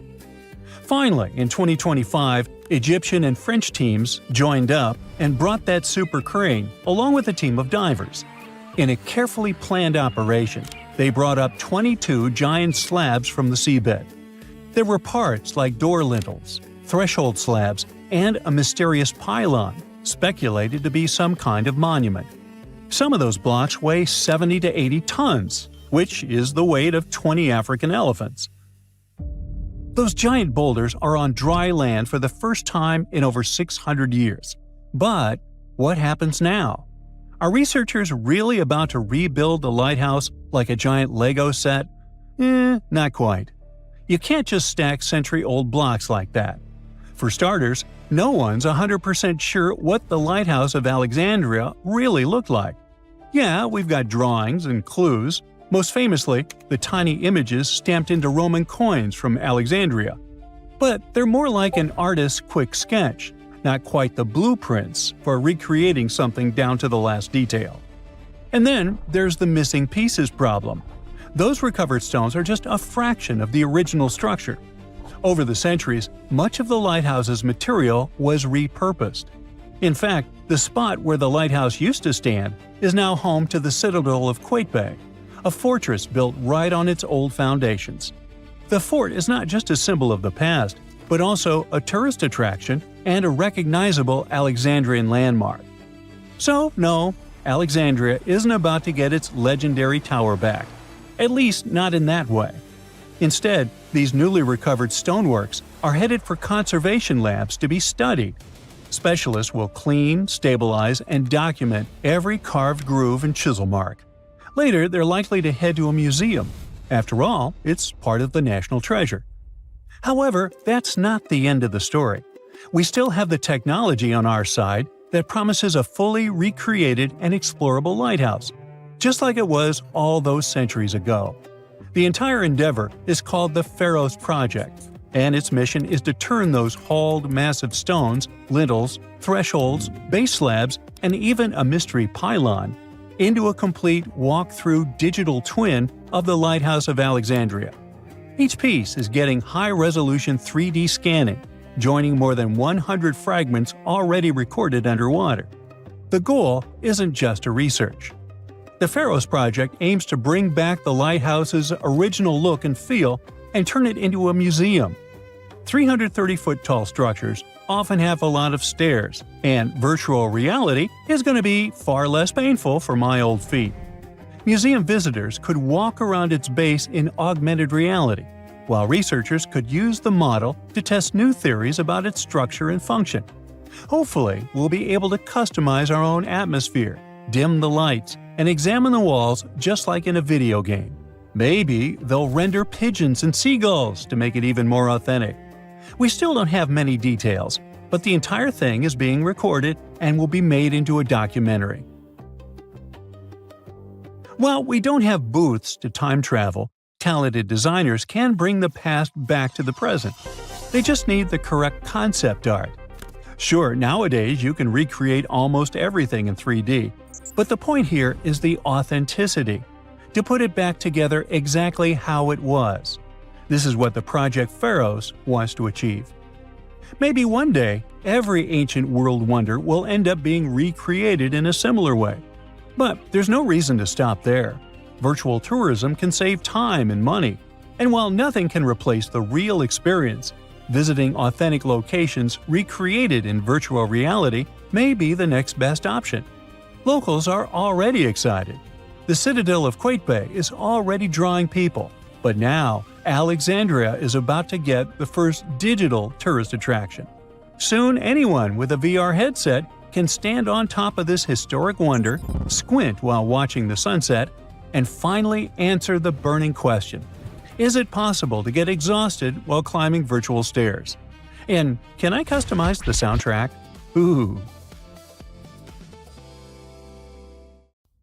Ever since Plato wrote about the allegory of Atlantis, humanity has been fascinated with the possibility of the discovery of a thriving underwater civilization.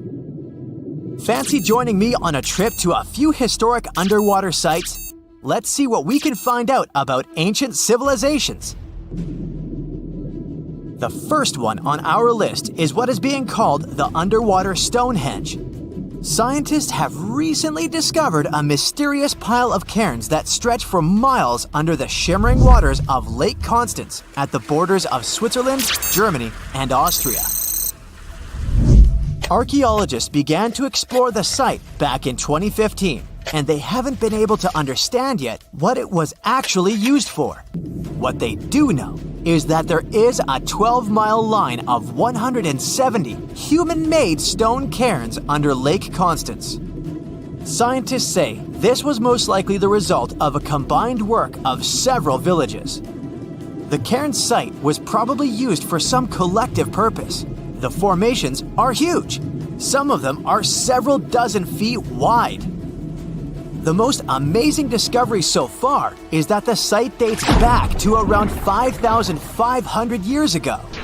Now, what were we humans doing back then?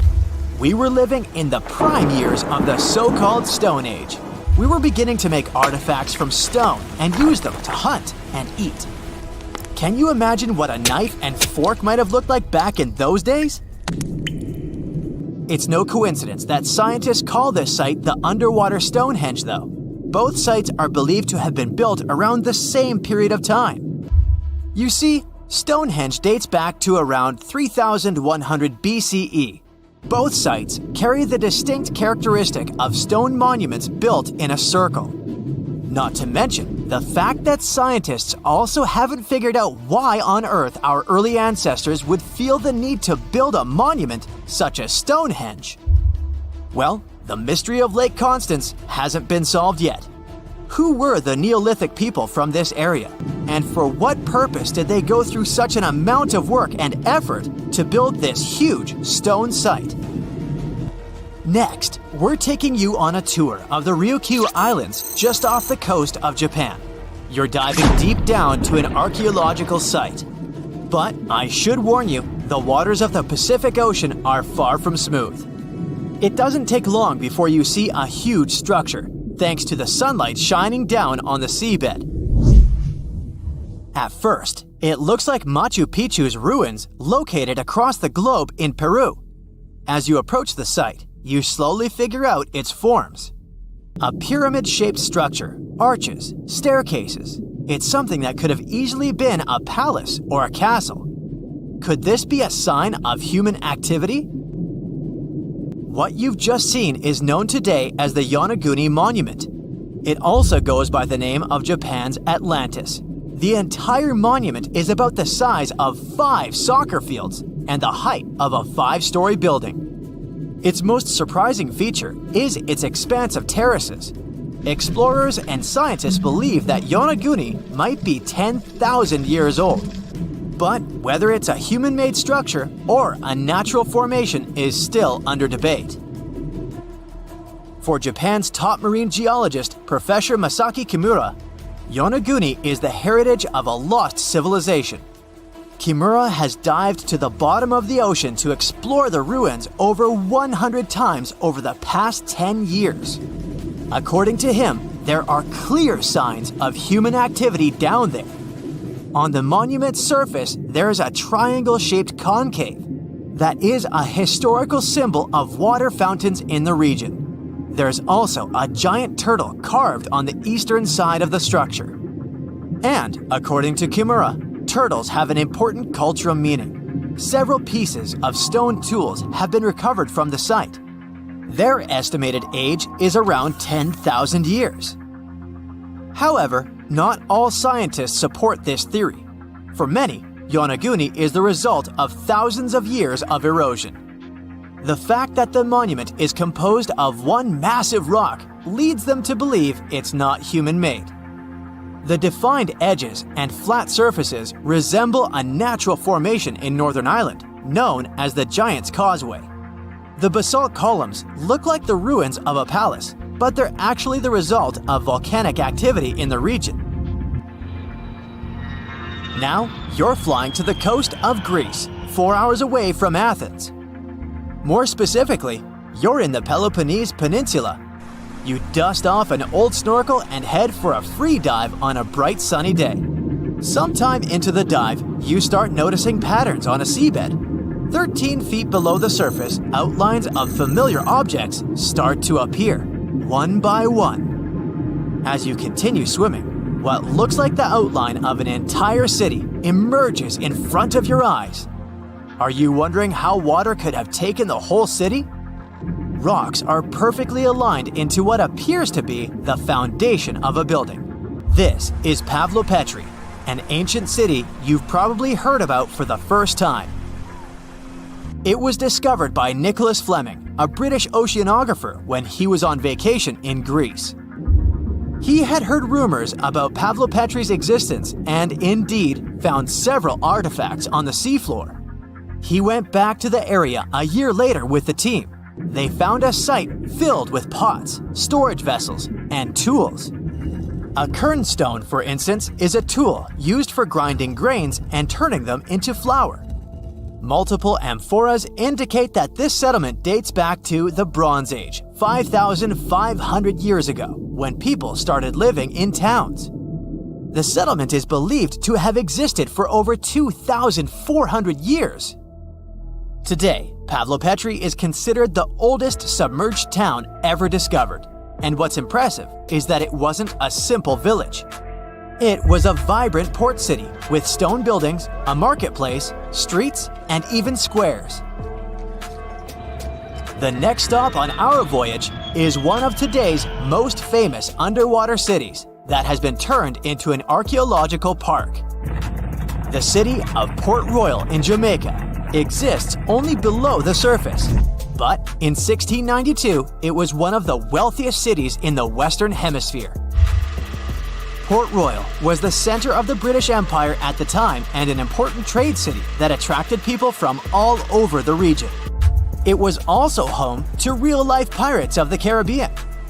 On the morning of June 7, 1692, the people of Port Royal met a different fate than they had probably expected. The city woke up shaking. People were thrown out of their beds by the power of a massive earthquake, ranking 7.5 on a Richter scale. One survivor said he had seen Earth opening up and swallowing the whole town. What he said could be true, as the city was mainly built on sand. The ground swallowed buildings, roads, you name it.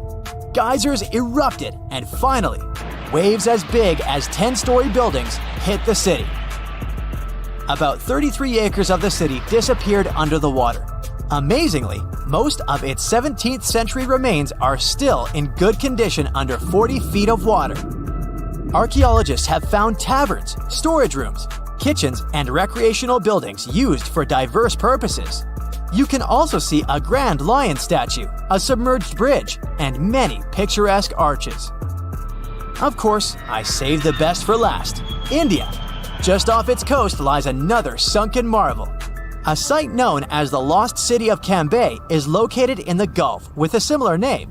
It remained undiscovered until 2001, when the National Institute of Ocean Technology made a routine water assessment. With the help of sonar technology, which sends a wave sound to the bottom of the sea, they found something far beneath the surface. Images showed well-defined geometric shapes spread along a 5-mile stretch. The remains date to more than 9,500 years ago, meaning this civilization was lost at around the end of the Ice Age.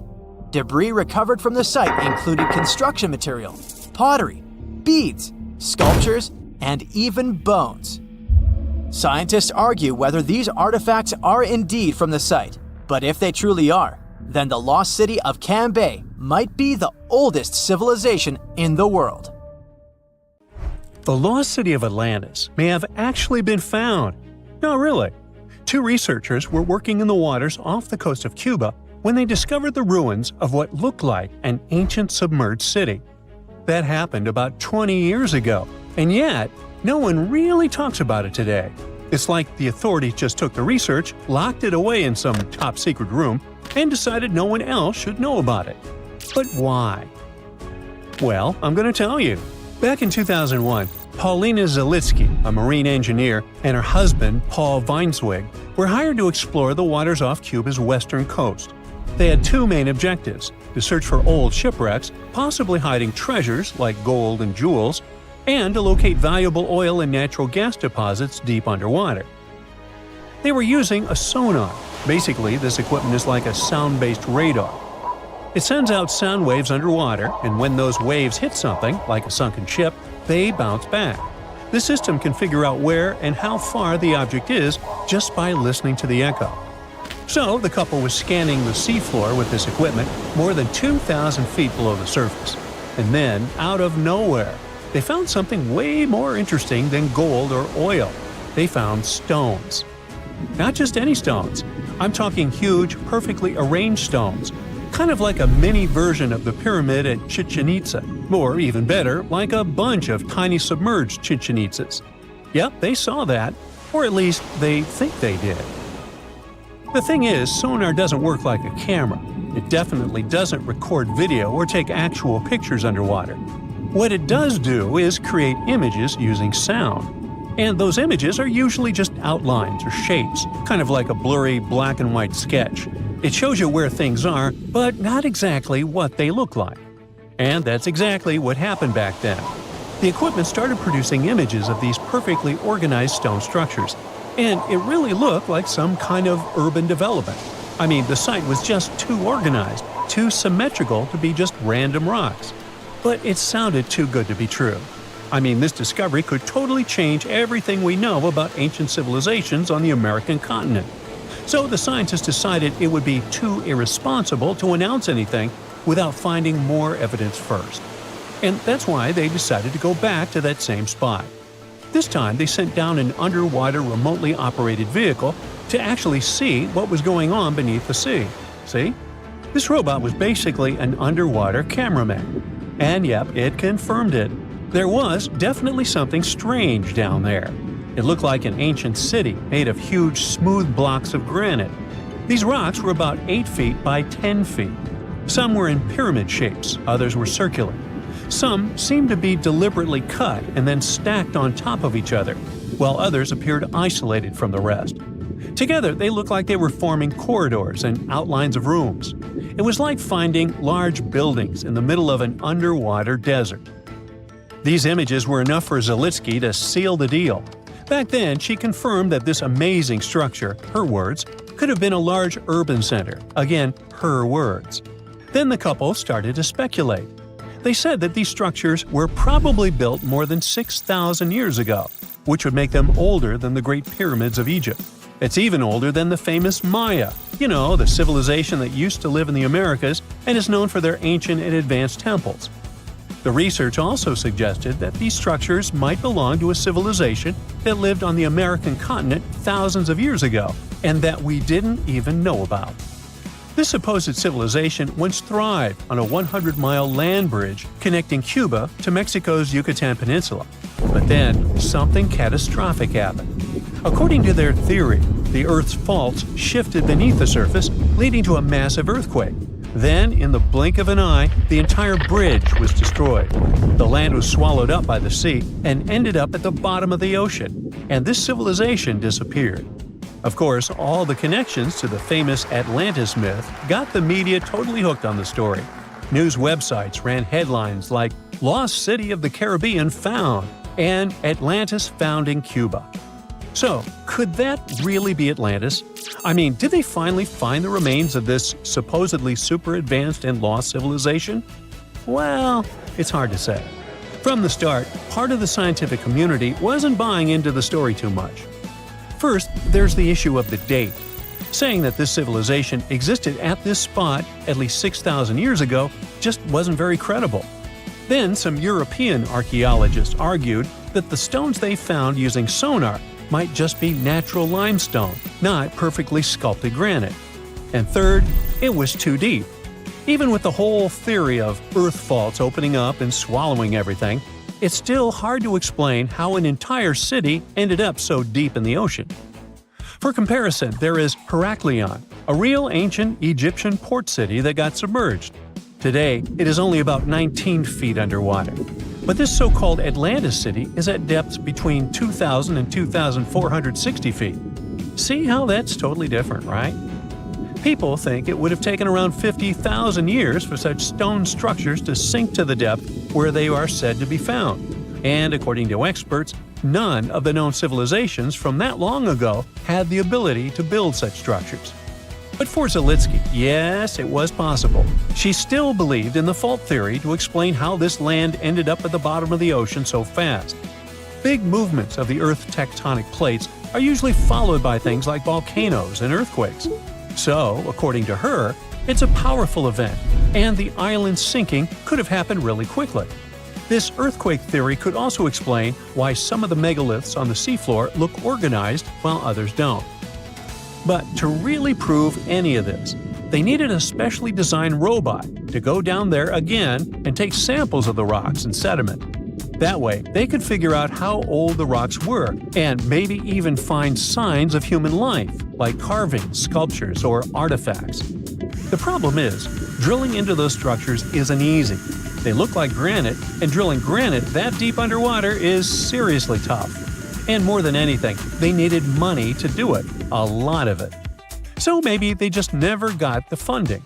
Because even with all that initial hype, no further explorations or studies were ever reported. And that lack of follow-up sparked a lot of speculation. Some people even wondered if the story got shut down on purpose, like maybe the authorities wanted to keep something top secret. As if this underwater city was built by some kind of higher extraterrestrial being, and they just don't want us to find out. But truth be told, the strongest argument for saying, yeah, that is definitely a lost city, is that nature supposedly couldn't have built something so symmetrical. Geologists did try to find natural explanations, or at least similar examples from other parts of the world, but they came up short.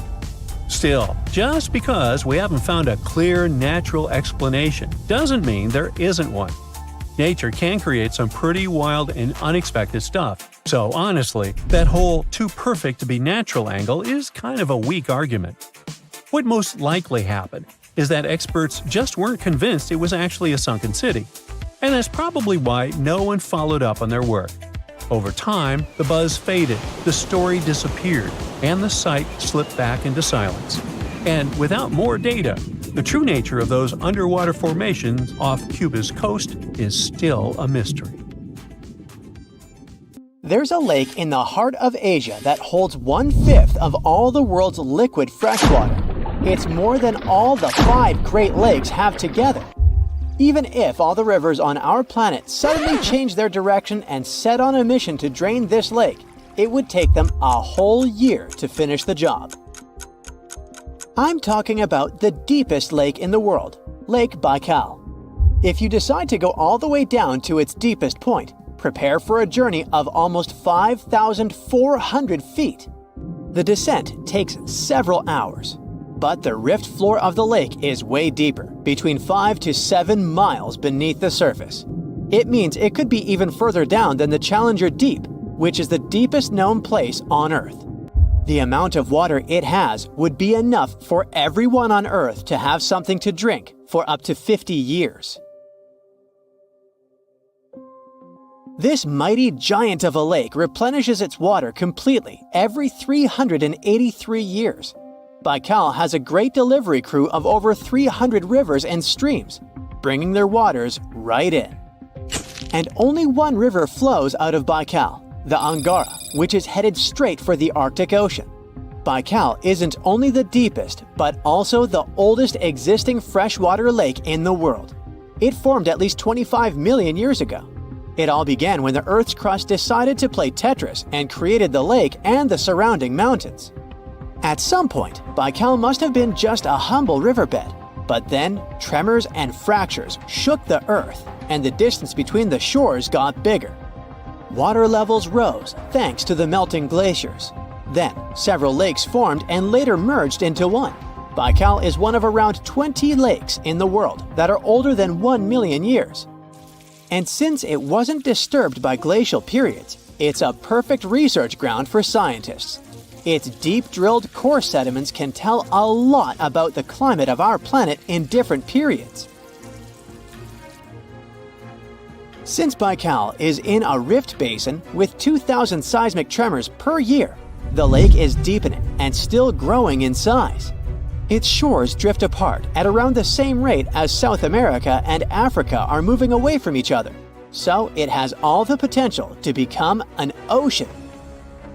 Another thing Baikal has in common with the oceans is that it has water rich in oxygen, even at its lowest depths.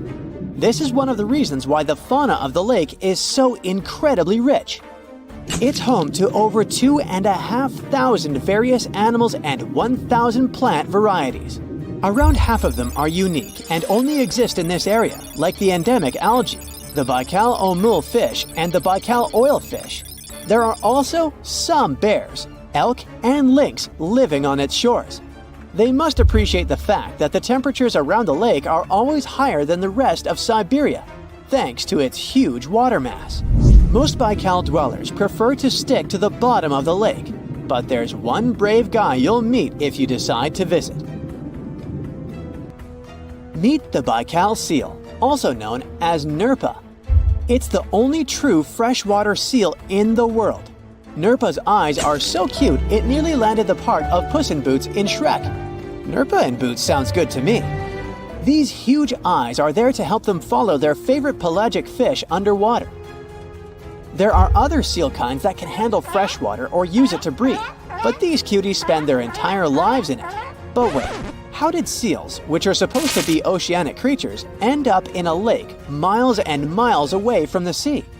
About 400,000 years ago, during the Pleistocene era, these adventurous creatures traveled up the river and drainage systems that connected Lake Baikal to the Arctic Ocean. The ringed seal that still lives in the Arctic is believed to be the Baikal seal's closest ancestor. Today, Baikal seals are confined to their freshwater home because of the changes in waterways. And they seem to be pretty happy with their home as they can choose from a huge variety of food to eat. The seals mostly hang out in the north and central areas of the lake, but move south in the winter. The lake gets covered with ice, which they use as a chill-out zone, just like their oceanic cousins use rocks or the beach. Since at least 1969, Lake Baikal has had some mysterious ice rings pop up randomly here and there. At some point, they got so big that the astronauts even spotted them from space. The rings usually appear in late April, but can be there in January or May. Scientists couldn't crack the code on how these rings form for a while. They had all sorts of theories, and the most popular involved methane gas bubbles from the lake's depths. But then, scientists noticed that some of the rings were in shallower waters, where gas emissions don't happen. So, an international team of scientists decided to solve the mystery. They traveled to Lake Baikal, drilled holes in the ice, and dropped sensors into the water. In 2016, when they started the research, they heard that 2 vans had gotten stuck in the mysterious ice rings. Once they had analyzed the data from the sensors, it turned out that the secret behind the rings was warm eddies flowing clockwise under its ice cover. The currents were less intense in the center of the eddies, so the ice above them was thicker at the edges. The waters of the lake are so clear that you can see some extremely deep parts up to over 130 feet down. This is thanks to the surrounding mountains that send off melting ice right in. Plankton that live in the lake also helps clean the floating debris. When this crystal clear water freezes, it forms an unusually thick and see-through layer of ice. The wind likes to play sculptor on Baikal and creates one-of-a-kind pieces of art here. It picks up water, which, of course, freezes into the most unusual designs. Frozen bubbles and icicles you've never seen before. The location and geography of the lakes and the cycles of melting and refreezing create the perfect conditions for this ice workshop. and you can even see rocks that seem to be floating. The bottom of the rock freezes to the surface of the ice. Then, the strong winds wear away the surroundings, leaving a perfect pedestal for the rock. If you think the floating rocks look eerie, how about Baikal's version of the Loch Ness Monster? The local Buryat people have a legend about the water dragon master that lives in the lake. A dragon is believed to be the most powerful creature living on Earth in Asian mythology. They believe there are 4 dragons living in the 4 seas, each responsible for one of the cardinal directions. Baikal is the North Sea in this story. The image of this dragon is supposedly etched in ancient petroglyphs on the cliffs of Baikal. There's also a hefty stone slab that looks like a monument dated back to somewhere between the 3rd and the 9th century BCE, depicting a mysterious water monster. Imagine the stories this stone could tell, echoing the whispers of a bygone era and leaving us to unravel the enigma of the Baikal cliffs. The legend says that a local warrior was chasing the dragon. He finally reached the largest Baikal island of Alkan. He was ready to face and defeat the dragon, but the beast turned into a beautiful girl, and they got married. That's one unusual twist to a classic defeat the dragon and take the girl story. So, local legends describe that dragon as a giant sturgeon with an almost gator-like snout and armored body. In reality, the mythical monster must be one of the many huge fish living in the lake. They can afford to grow to several feet in length thanks to the high levels of oxygen in the water. Beluga sturgeon can weigh several thousands of pounds, lives up to 50 or 60 years, and never stops growing. From thousands of dollars worth of treasure to brand new phones and ancient cities, let's dive into the water and see what we can find. Imagine going to the river to enjoy a boat ride. Who wouldn't want to take a couple of pics to make the memories of this trip last forever? Oops, the water split. Luckily, you've taken precautions and put your gadget in a waterproof bag. But what if you drop your phone to the bottom of the lake along with this case? This is what happened to some people.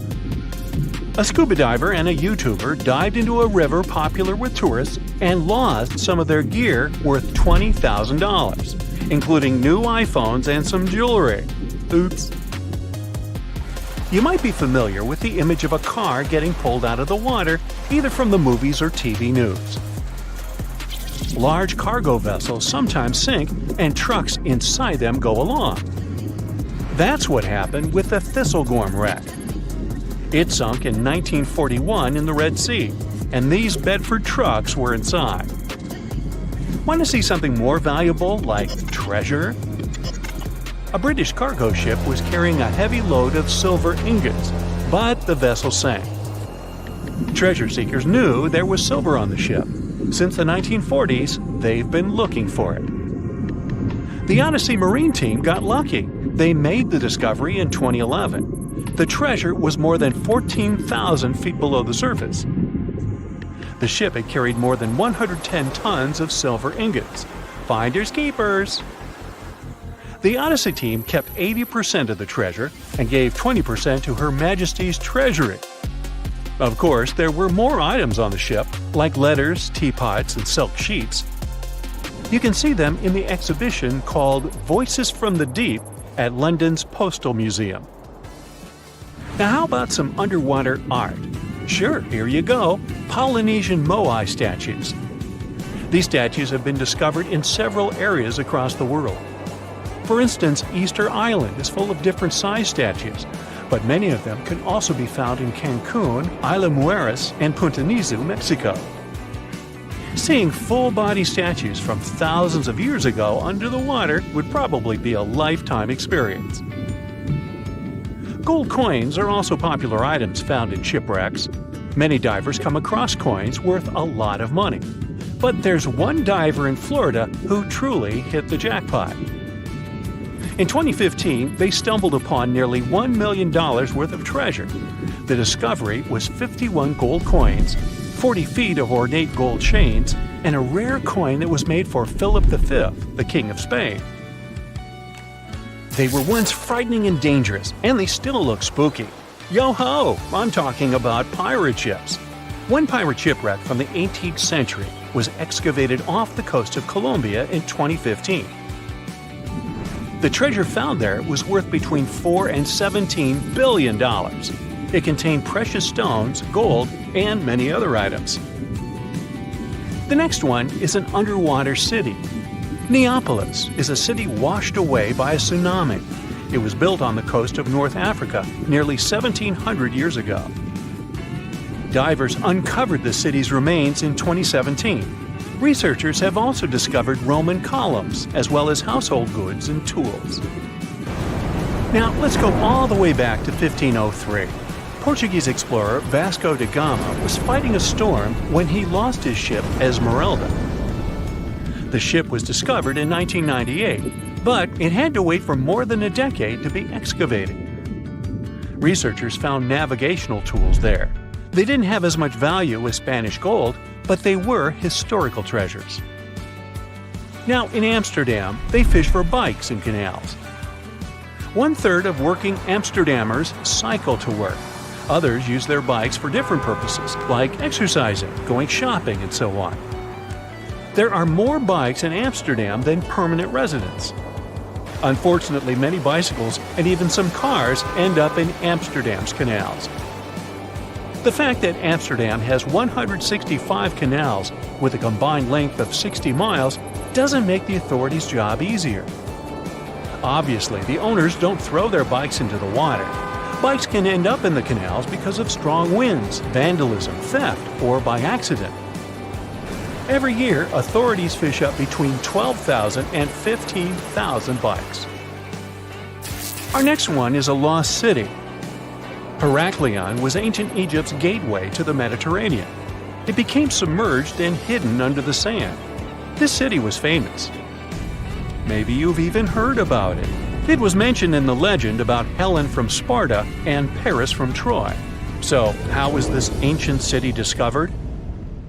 In the early 2000s, a team of divers found a huge fragment of rock on the seabed and took it up to dry land.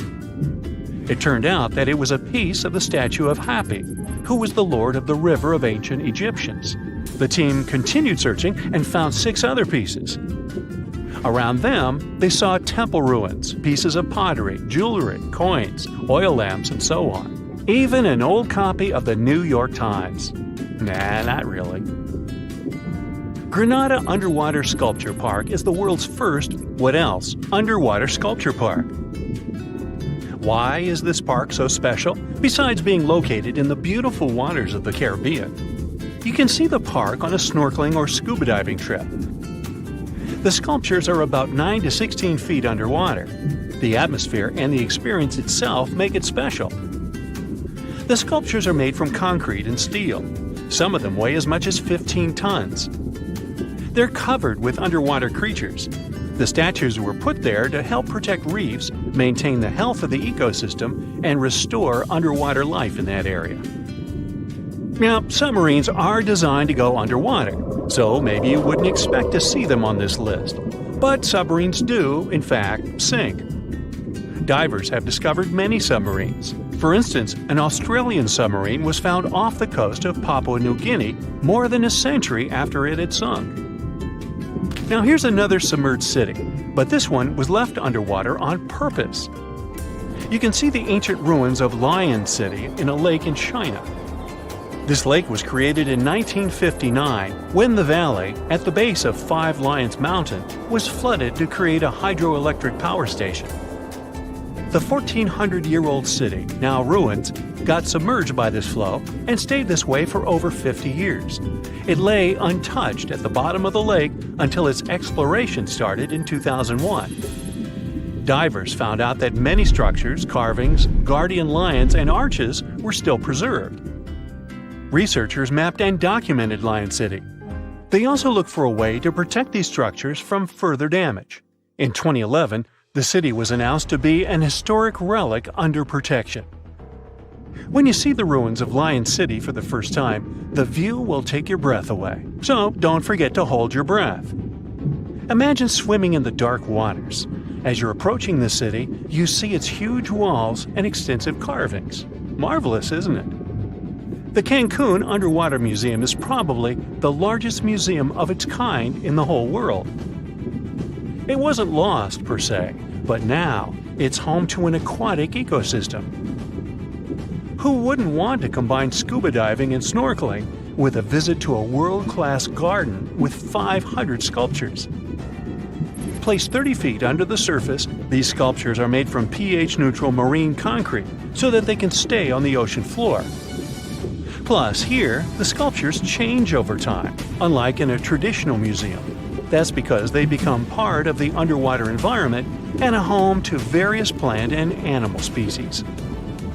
In one installation, nearly 450 life-size figurines are grouped together to hint at the harmonious coexistence of humanity. There is also the Anthropocene, which is an actual submerged Volkswagen Beetle placed by the Manchonis Reef.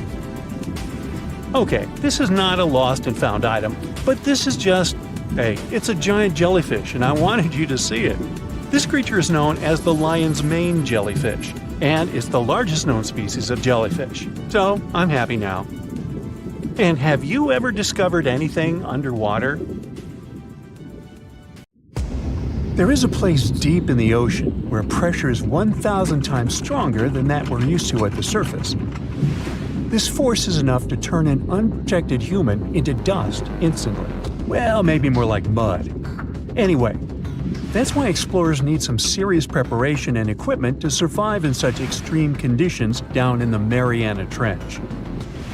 It is as wide as 20 national malls in Washington, D.C., and about 1/5 as long as the diameter of Earth. People who went all the way down describe it as a chilly, quiet, and very peaceful place.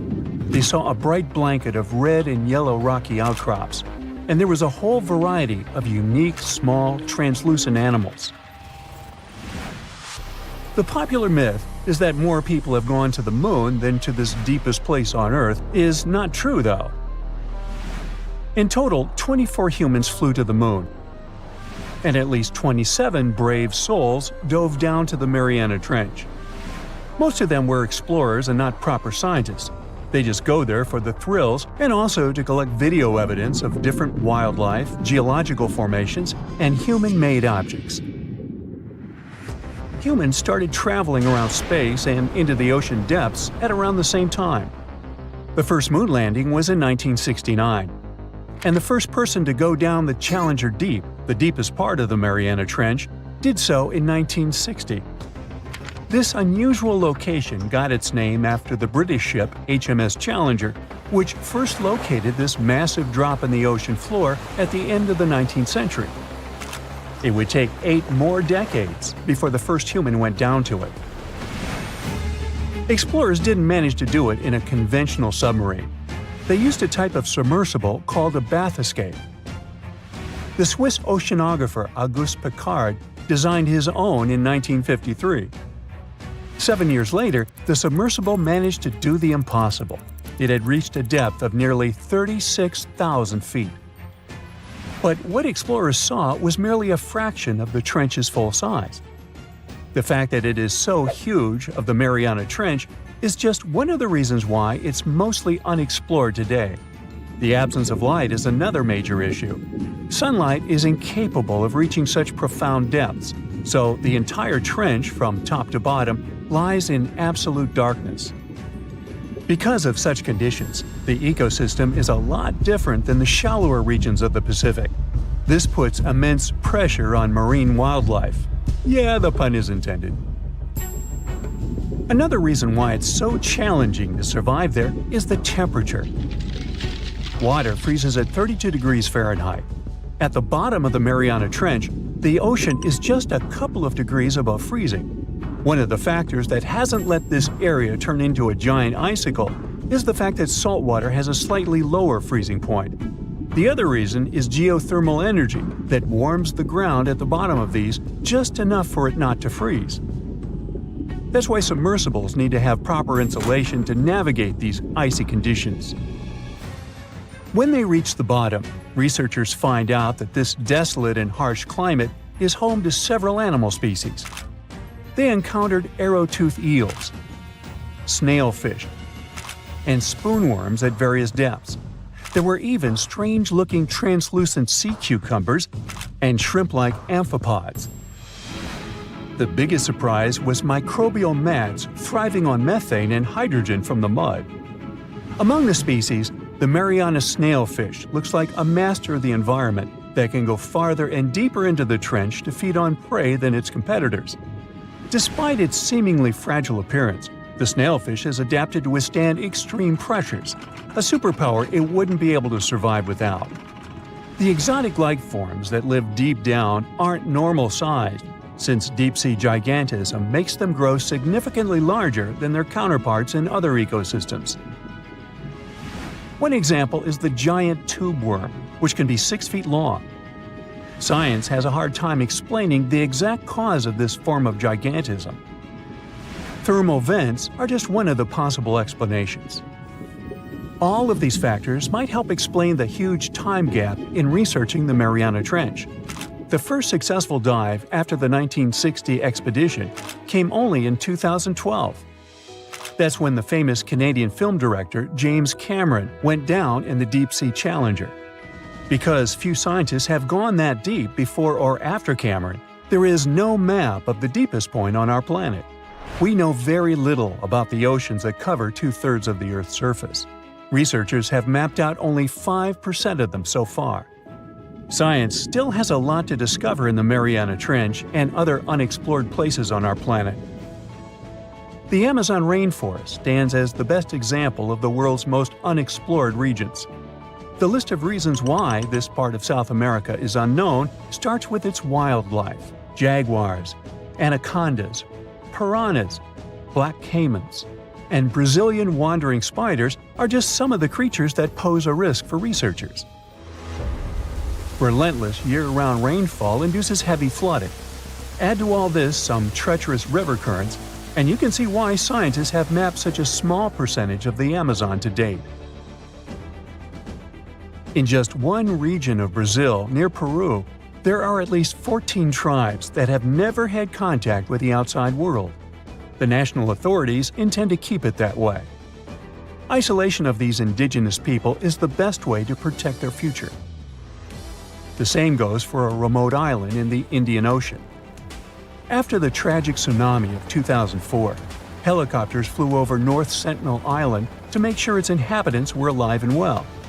Meanwhile, the Sentinelese weren't thrilled. They took up bows and arrows to drive away the unwanted visitors. This tribe is one of the last uncontacted tribes on Earth. Although anthropologists and filmmakers visited the island in the late 1960s, we still don't know much about its indigenous population. It sits a long way off any shipping lanes in the Bay of Bengal. North Sentinel has no natural harbor, and it's surrounded by a shallow reef. This makes access to the island possible only by boat. The Indian officials who lay claim to the island have prohibited outsiders from visiting the island for safety reasons. The estimates on how many people inhabit the island vary significantly, from as few as 15 to as many as 500. The island is not tiny. It's about 5 times as big as London's Heathrow Airport. Apart from occasional contact during the past 2 centuries, the Sentinelese must have been isolated for a long time. They are related to other indigenous groups in the Andaman Islands, but their neighbors cannot understand a word of their language. The continent of Antarctica has no permanent human settlements at all. The only people who periodically live there are international scientists. This vast expanse of ice and snow, roughly the size of the United States and Mexico combined, still has many regions where humans haven't set foot. Satellite imagery and photos that NASA's aircraft made from the air have mapped out the entire continent. So we know where to go, but it's not that easy. The reason for this are all the adjectives that go with Antarctica.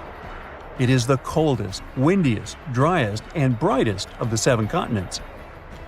This makes it virtually unlivable. More than 99% of its surface is covered with a permanent sheet of ice. Its thickness ranges from 1 mile to as many as 3 miles in some places. That's half the height of Mount Everest. Now, the Himalayan range contains the world's tallest unclimbed mountain. It is also the tallest mountain in Bhutan. In the local language, the mountain's name translates as White Peak of the Three Spiritual Brothers. Out of respect for the spiritual beliefs of the local population, national authorities restricted and then completely banned mountaineering at the beginning of the 21st century. To this day, there is no evidence that any climber has ever managed to successfully reach the summit of this mysterious mountain. Being afraid of the ocean is a very understandable fear. We have it in our genes. In the past, humans had to avoid certain dangerous situations, like big animals and deep bodies of water, in order to survive. Plus, we've only explored 5% of the oceans, so we never know what we can stumble upon there. In regular conditions, GoPro is just a camera. But if you find it lying at the bottom of a 400-foot pit in the middle of the Caribbean Sea, that will make your blood run cold. Now, I know 400 feet may not seem like much, but a person who is deep diving for fun usually can swim from 59 to 98 feet deep only, unless they're a professional diver. But say you made it to that pit and retrieved that GoPro. That would have still been fatal to you. In this specific hole where the camera was found, there would be a layer of hydrogen sulfide, a very dangerous and foul-smelling gas, at the mark of 300 feet. The gadget was 100 feet lower, alongside its owners, two long-lost explorers. To this day, very few people manage to dive this deep and go back unscraped. In fact, the deceased explorers were found only with the help of submarines. Now, you might be curious about the content of the GoPro. In stories like this, we expect proof of foul play or sinister footage. But the only thing found there were the images of happy times the explorers had during their trip. A sad ending to a vacay.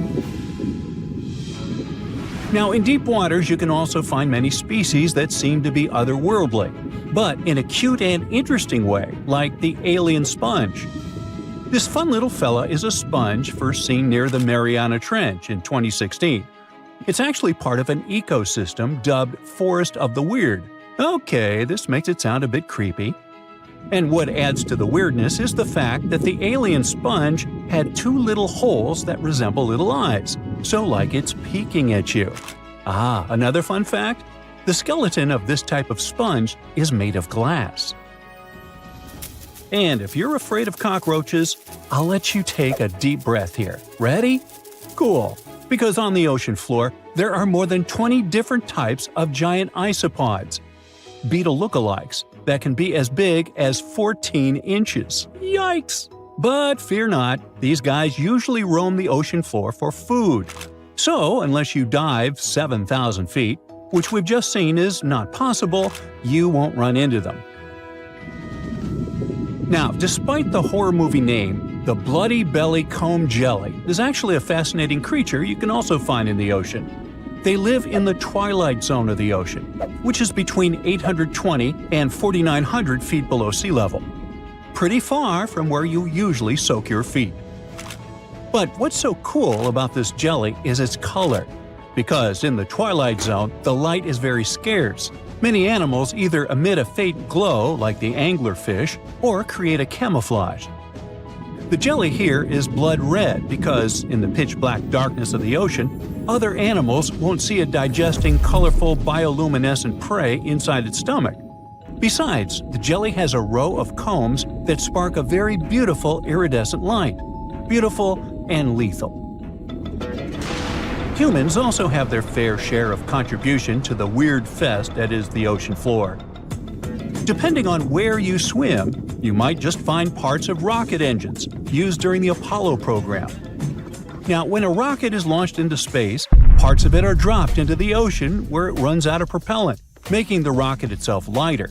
And a part of the Apollo 11 rocket engine, yes, that one that first took humans to land on the moon, was actually recovered from the ocean after more than 4 decades, and you can see it at the Museum of Flight in Seattle. Not a space fan? Well, there's something for the Oregon Trail lovers too. There are two locomotives living their best lives, or worst, depending on your point of view, just off the coast of New Jersey. They're from the 1850s and are sitting under 90 feet of water. They probably fell off of a transportation ship during a rough storm, or were intentionally pushed over the barge so that the ship didn't sink. Most of these things can only be seen while diving, but worry not. Even if you have a lingering fear of the deep ocean, you can still find weird things by simply walking on the beach. Look at these bizarre Garfield landline phones washed away in Brittany, France. The French have been having bizarre encounters with the sarcastic orange cat since the 80s, and it took about 30 years for French farmer René Morvan to come forward with a simple explanation. A shipping container with Garfield merchandise got stranded in the sea, only to find its final resting place in a sea cave. We bet Brittany locals are still haunted by the creepy smile of that landline phone. And just like a storm uncovered the Garfield secret stash, it also moved a few ships that sank more than 600 years ago. But this is not a simple Titanic story. It actually sounds more like Pirates of the Caribbean, because when the storm moved those old ships, authorities from Caesarea found 2,000 gold coins, some silver and bronze coins, gemstones, and rings. It was a bigger treasure than a dragon could hoard. But don't get your hopes up. Even though most of the underwater archaeological zones in this region are open to divers, these treasures are safely tucked away in a museum. Speaking of pirates, and I was, another weird thing you can find chillin' in the ocean is the pirate city of Port Royal, Jamaica. In 1692, the city was devastated by an earthquake, followed by a tsunami. A really bad twofer. But the good news is, you can still visit it today, well, scuba diving, that is. This is actually not the only sunken city in the world. There's also Thonis Heracleion in Egypt, which is not at the bottom of the sea per se, but at the mouth of the Nile River. There's also Baiae, a Roman town built atop a supervolcano. Now, you might be thinking Baiae had the same fate as Pompeii, but guess what? The floor actually sank and the town went down with it. So, have you ever heard of underwater crop circles? Back in 1995, divers in Japan spotted perfectly round circles formed in the sand. They were 6 feet in diameter and looked like those crop circles from sci-fi movies. Scientists simply couldn't figure out what or who did it until they caught the culprit red-handed, a tiny male pufferfish only 4 inches long. This little guy uses its body and fins to draw circles and squiggles and decorates his creation with seashells and corals. It takes the fish about a week to do so. All this hard work is part of a mating ritual, and if a female pufferfish likes the art, she will lay her eggs there, right in the center. The circular design of the underwater crop circle actually channels fresh water to the middle of the circle, the ideal scenario for the eggs to develop. And guess what? After she lays the eggs, the female pufferfish leaves, and it's the male that tends the eggs. But just in case fishes are not your thing, we can also offer you a cargo of rubber duckies, turtles, beavers, and frogs, 28,000 of them to be exact. These bath toys were traveling from China to the US, but much like our friend Garfield, were caught in a storm in 1992. From the North Pacific, our friendly duckies and beavers made their way to the UK by 2007. But some were bolder and traveled to Australia, Indonesia, Chile, Hawaii, and even Alaska. Now, have you ever seen a strange thing washed up by the beach? Let us know in the comments. Bye. Ever wonder why, despite all our advancements in technology and science, there's a vast expanse of our own planet that we barely know about? Believe it or not, over 80% of our oceans remain uncharted territory. It's as if we've got this massive aquatic playground in our backyard, and we've barely scratched the surface. Also, did you know that only about 7% of our oceans have a special tag called Marine Protected Areas, or MPAs? How come this colossal body of water that envelops most of our planet is also among the most vulnerable and misunderstood spaces in the universe? pressure has a lot to do with it. Our deep ocean is a beast of a place with no visibility, freezing temperatures, and pressure that's so intense that in certain areas it would make you feel like you're having the weight of 50 jumbo jets on your body. No wonder we're having an easier time sending people into space than to the bottom of the ocean. The deeper you go into the waters, the more pressure piles up. But let's not forget we have tech on our side, right? Scientists now use these cool satellite technologies that track the color of the ocean to check how much phytoplankton is there, for example. Why is this important, you might ask? Because these little plant-like critters are actually pretty major players in our big blue oceans. In the grand scheme of things in the aquatic world, phytoplankton is like the bedrock of the ocean food chain. It gives life to almost everything, from the tiny zooplankton, which are animal-like microorganisms, to those colossal, magnificent whales. When these technologies first came around, satellites could get clear images of the ocean faster than a ship could take the same number of measurements in 10 years. But it's not all about looking at the ocean from space. Sometimes you gotta dive in there and see it for yourself. Thankfully, we've come a long way in ocean exploration tech too. We've got things like floats and drifters that ride the ocean currents while collecting data, and a whole fleet of underwater vehicles, some of which are manned, some remote-controlled, and some even autonomous. Remember James Cameron, the guy who made the movie Titanic? He's super into exploring the ocean, and in 2012, he set a record by going down to the Mariana Trench in a vertical torpedo sub. He thinks there's nothing like being in the ocean and experiencing it firsthand. Other companies use a mix of technologies for their ocean explorations. It led them to discover amazing stuff like a deep-sea coral reef near Morocco, the only one still growing in the Mediterranean Sea. They've also discovered new species and documented ones previously thought to live only in the Atlantic. These efforts have convinced local authorities to declare some places as marine parks. As with most scientific areas, the road isn't without its bumps. These expeditions can cost quite a lot, and the lack of detailed maps and data only adds to the challenge. We can't always rely on bathymetric information, meaning the study of the ocean floor, because it's often not available. And that's the tricky part. We need to explore more to know more. But getting the funds for these kinds of projects can be tough when there are so many unknown variables. One particular company's explorations have helped protect nearly 4 million square miles of ocean so far. The data they collect during their expeditions is invaluable. It's used to identify new species, locate vulnerable habitats, and even show where threatened species are being overlooked. Their work helps dismiss excuses from local authorities who claim they lack the necessary information to establish more MPAs. The same company supports a goal known as 30 by 30, aiming to protect 30% of our oceans by 2030. It's a big target, and there's a long road ahead, but ongoing ocean exploration can provide the proof needed to keep more of our oceans safe. We also need to set aside areas for protection and research, even when we don't have all the facts just yet. On that note, some cool scientists have recently stumbled upon a gigantic and mysterious world beneath the Pacific Northwest coast's ocean floor.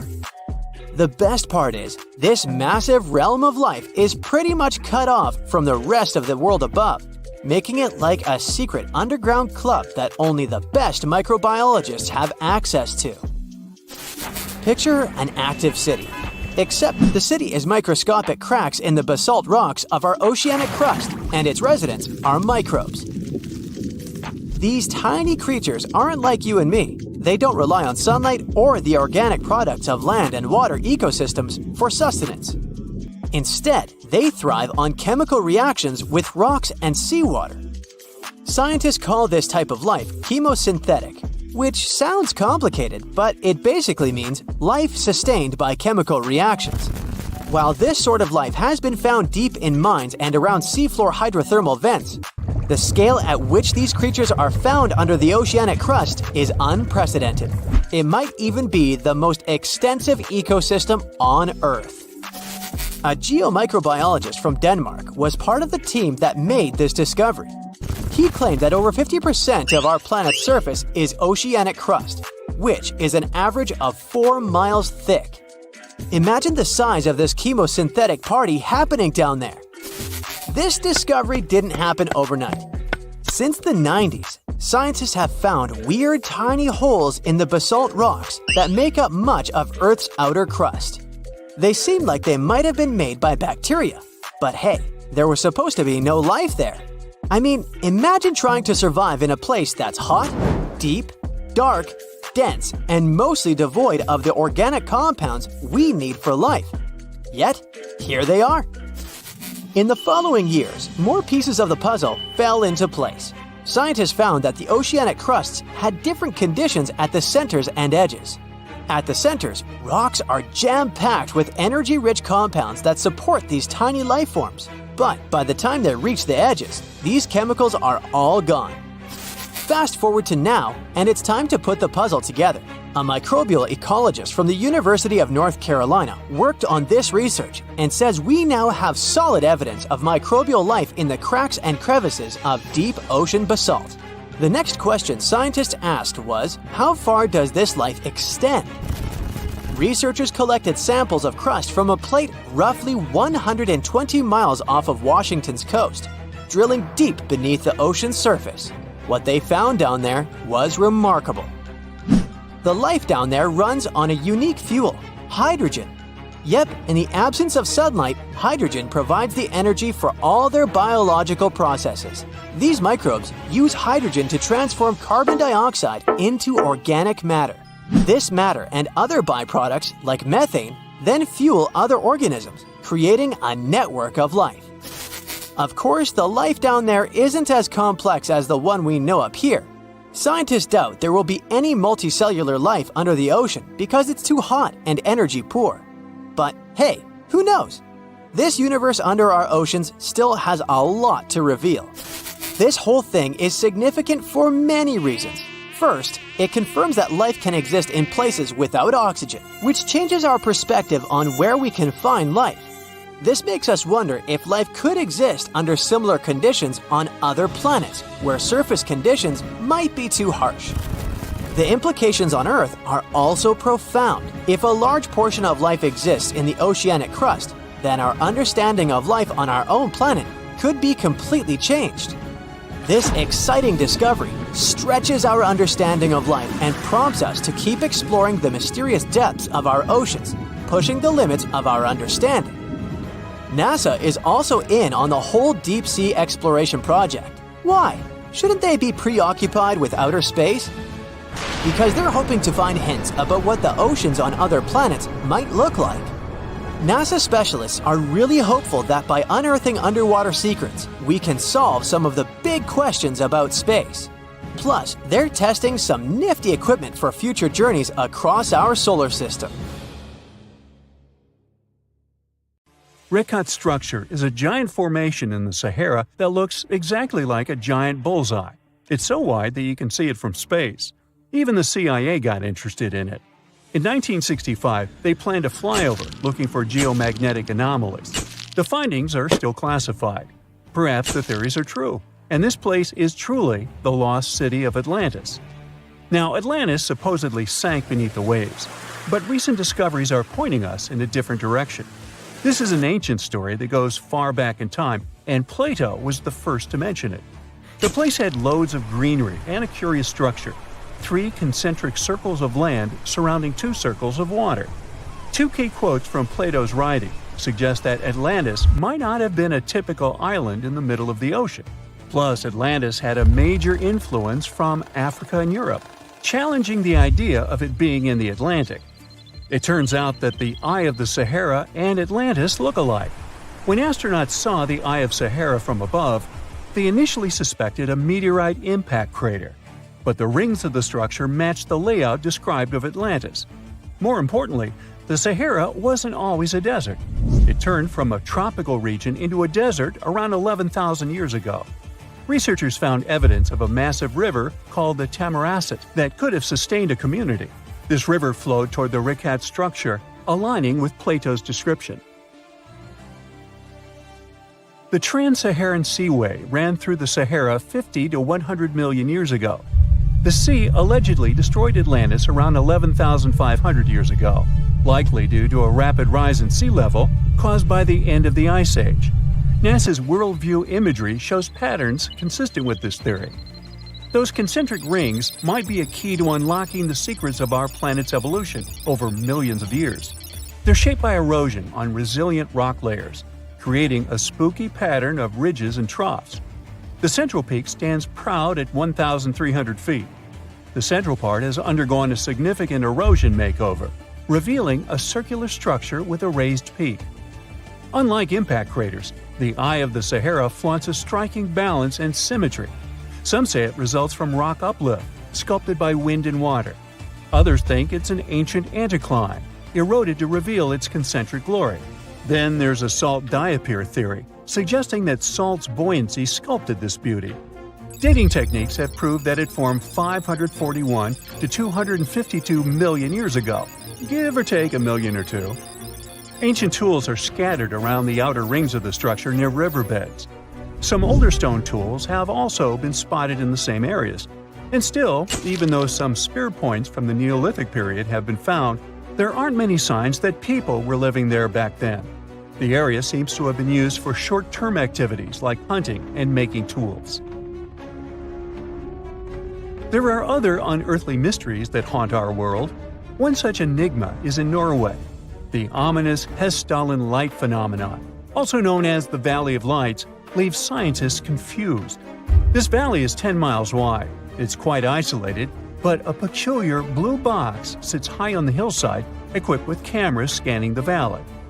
The unsettling saga began in the 1980s, when the night sky over Hessdalen erupted with burning fireballs, a recurring spectacle that sent shivers down the spines of those who witnessed it. This wasn't a fleeting occurrence, rather it became a regular thing. Terrified locals reported encounters with these unexplained luminous phenomena, some of which happened near their homes. Unease spread like wildfire. At its peak, there were about 20 sightings every week. The phenomenon made its way into newspapers, magazines, and media worldwide. Soon, people flocked to the valley, hoping to see the lights themselves. In 1984, experts joined the fray, armed with sophisticated instruments like magnetometers, radiometers, and other ometers. What they encountered was mind-bending, lights that defied explanation. Some moved at a leisurely pace, while others raced through the sky at an astonishing 19,000 miles per hour. People tried to explain these lights: airplanes, distant reflections, ball lightning, satellites, planets, meteors. But the speed and how these lights danced ruled out all those theories. We're slowly approaching another mysterious place. This is the greatest subglacial lake among Antarctica's 675 known lakes. It can easily hide unknown life forms. This lake is beneath the East Antarctic ice sheet. Dive about 2.5 miles under the ice, and there you'll see Lake Vostok, located at 1,600 feet below sea level. This lake is 155 miles long and 31 miles wide at its broadest point. With an average depth of 1,400 feet, it's also the world's sixth largest by volume. It's like an underwater city with lofty pillars and deep basins. The secret lake was discovered in 1993, yet it had been waiting to be found down there for over 2,000 years, collecting ancient secrets. In 2012, scientists drilled through the ice, creating the longest ice core ever. They pierced the ice all the way to the lake's surface. The year 2013 brought an unexpected twist when the tranquil waters erupted during the extraction of an ice core, mixing with drilling fluids. Then they got a pristine water sample in 2015. Some believe there might be previously unknown life forms down there, since it's a fossil water reserve that's been untouched for millions of years. They could be a lot like those speculated ice-covered oceans on moons like Europa and Enceladus. It all started with a theory in the 19th century, suggesting fresh water lurking under Antarctic ice sheets. Then, in 1955, seismic soundings hinted at a subglacial lake, and by the 90s, satellite data confirmed Lake Vostok's existence. Now, Lake Vostok isn't alone. In 2005, they found an island in the middle of the lake. Then, two smaller lakes joined the party. They suspect that a secret network of subglacial rivers might link these lakes. Now, very far away from Antarctica, in Venezuela, Catatumbo lightning presents a sinister light show at the junction of the Catatumbo River and Lake Maracaibo. This unsettling lightning phenomenon happens at about 140 to 160 nights a year, going on for 10 hours a day, and can flash up to 280 times in a single hour. The frequency of this lightning show changes with the seasons and from year to year. There was a break between January to March in 2010, causing a bit of worry that it might vanish forever. As the sun sets, winds from the east start picking up speed. The strong wind is called a nocturnal low-level jet, like what you see in the Great Plains of North America. These winds bring moisture, mostly from the Caribbean and the lake itself. This humid air hits high mountain ridges, causing thunderstorms to form over the mountains. Thanks to the ongoing wind situation, more thunderstorms appear as the night goes on. This pattern repeats itself, and is why this area has the highest annual lightning rate globally. The next place scientists cannot explain is in China. That is the Longyu Caves. They have lofty slanted roofs and sturdy pillars. The spot remained hidden for centuries. These human-made caverns, built around 2,000 years ago, decided to reveal themselves only in the 90s. Local farmers drained some ponds and unveiled 5 massive caverns. Further digging exposed an additional 19 smaller caves. They range from 60 to 110 feet in width and 26 to 50 feet in height. Archaeologists found historical relics from the reign of Emperor Zhuan of Han, dating back to over 2,000 years ago. Now, how did these caves survive for more than 2 millennia without falling apart? No ancient records explain the way they were crafted either. The walls show chisel marks, hinting at some layer-by-layer chiseling action, but the exact construction process is still a head-scratcher. Imagine crying out to someone not knowing that they can't hear you. This is the story of the loneliest whale swimming in the oceans. Scientists can only refer to the whale as a 52 Hz whale, or a 52 whale for short. They call it that because they picked up its sound pitch similar to a blue whale's frequency, which is between 10 and 39 Hz. Whales, like many animals, communicate with frequencies only they can understand.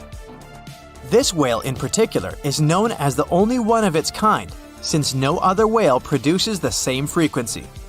It's almost like a ghost, since no one has ever seen this whale in person or through footage. We only have recordings via hydrophones. It's been swimming around for decades and was first heard in the late 1980s up until 2010. Scientists have been receiving the whale's cry in the Pacific Ocean yearly, from August to December. Between January and February, it moves out of range. Scientists are still wrapping their heads around what this whale could be. Some are saying that it could be a blue whale hybrid of some kind, while others are suggesting that it could simply be a blue whale but with a special condition. Some think that the whale might not hear properly or cannot hear at all. But the fact that the blue whale has been around for such a long time means it's most probably a healthy whale.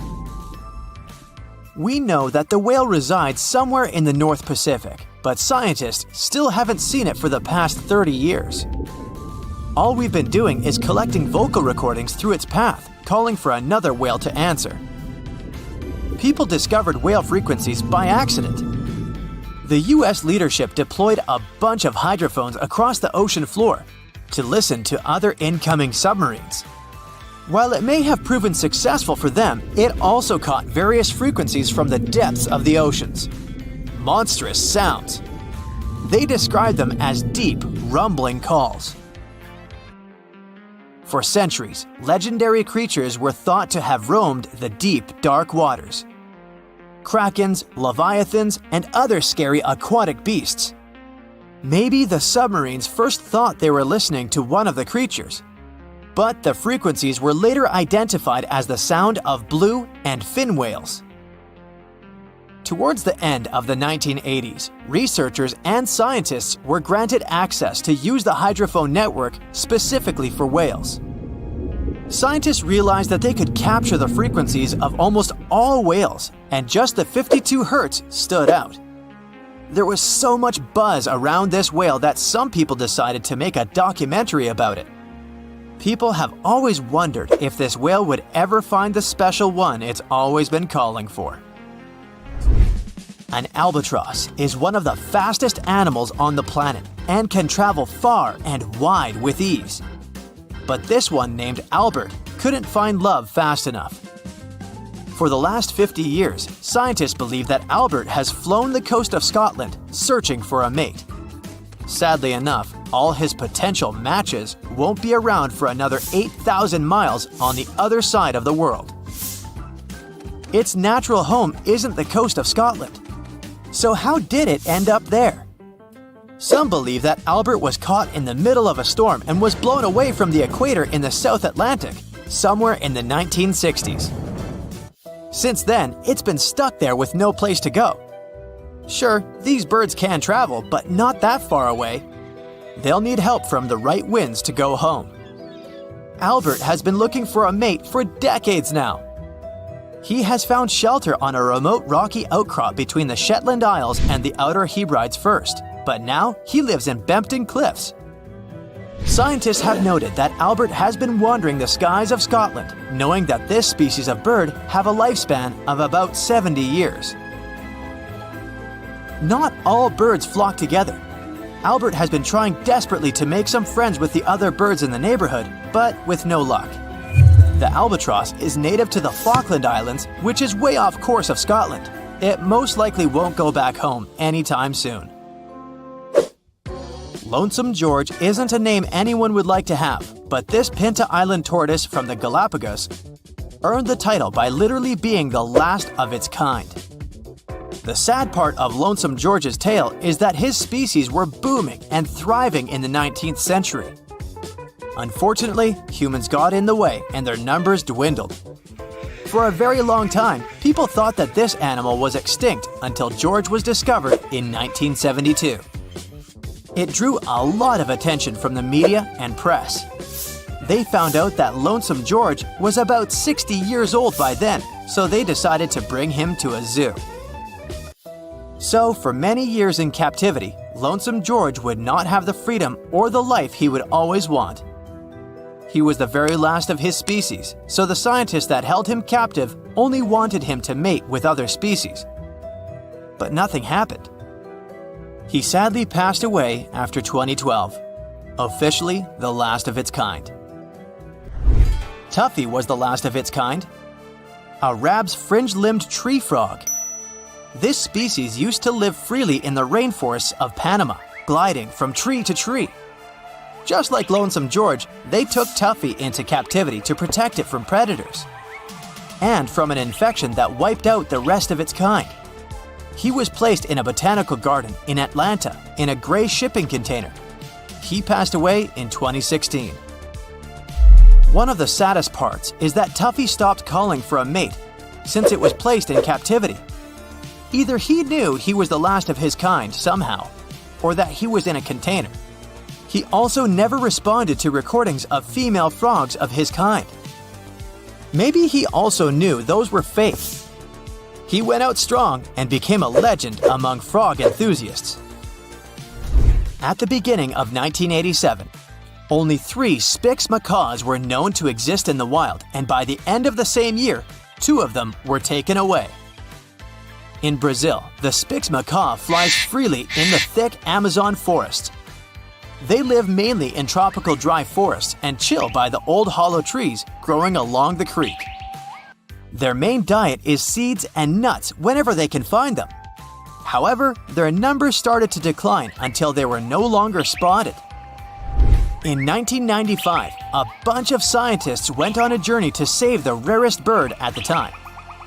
The job won't be so challenging since the bird's blue-gray color is so distinct that you'd spot it a mile away.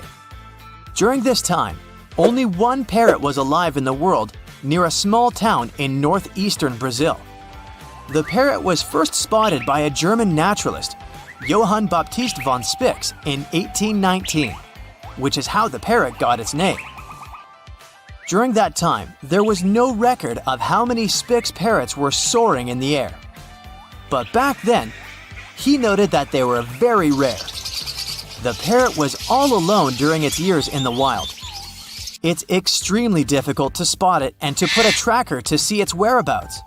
However, unknowingly, there were still many Spix's parrots alive and well in captivity who have never felt the real joy of stretching their wings and soaring from tree to tree. After successful breeding, scientists have now released 47 healthy parrots into the wild, which is enough to kickstart the species again. But this time, the scientists were not going to take any risks and decided to put metal bands around the trees with hollow nests. This will prevent natural predators like jaguars or opossums. It would have been better if the last Spix's parrot found a mate and was able to start a family. Sadly, we'll never know. All we can rejoice in is the fact that these blue wonders are back in their natural habitat, where they belong. Well, here you are. You're getting into your submarine, feeling a bit anxious. You're going to descend hundreds of feet underwater to explore the ocean floor. So many things can go wrong. Technical issues, insane water pressure, dangerous marine monsters, mysterious eerie sounds. Wait, what? Eerie sounds so deep underwater? Yep, a strange humming noise is coming from the ocean depths. What makes it even creepier is that it only appears during dusk and dawn. This noise might act as a dinner bell, since it's likely to have a connection to massive groups of sea creatures moving up and down through the water to feed. But so far, it's just a theory. Using highly sensitive underwater microphones, researchers recorded a mysterious low-frequency hum at depths of 660 to 3,300 feet. The sound wasn't very loud, just 3 to 6 decibels above the usual ocean background noise. For comparison, when someone is whispering in a quiet library, the sound reaches 30 decibels. The underwater noise also had a puzzling or humming quality. The weirdest thing? Despite their efforts, the researchers couldn't pinpoint a single species responsible for the sound. The noise originates in a region known as the twilight zone of the ocean. This region is dark and doesn't have many nutrients, with no sunlight for photosynthesis. Life here relies on organic debris falling from above, such as deceased organisms or waste material.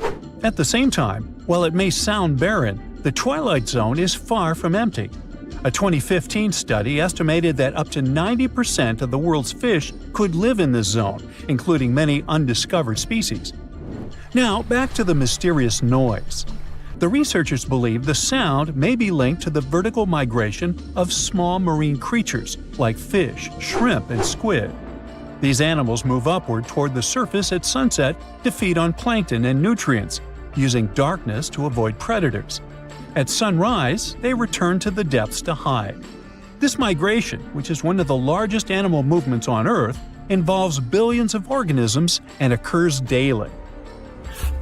Scientists suspect that the strange hum might occur during this migration, as a way for the creatures to communicate or coordinate their movements. It might also serve as a signal to indicate when it's safe for a group to go to the surface and feed. If some animals indeed use the hum to communicate, it could help us understand deep-sea life better.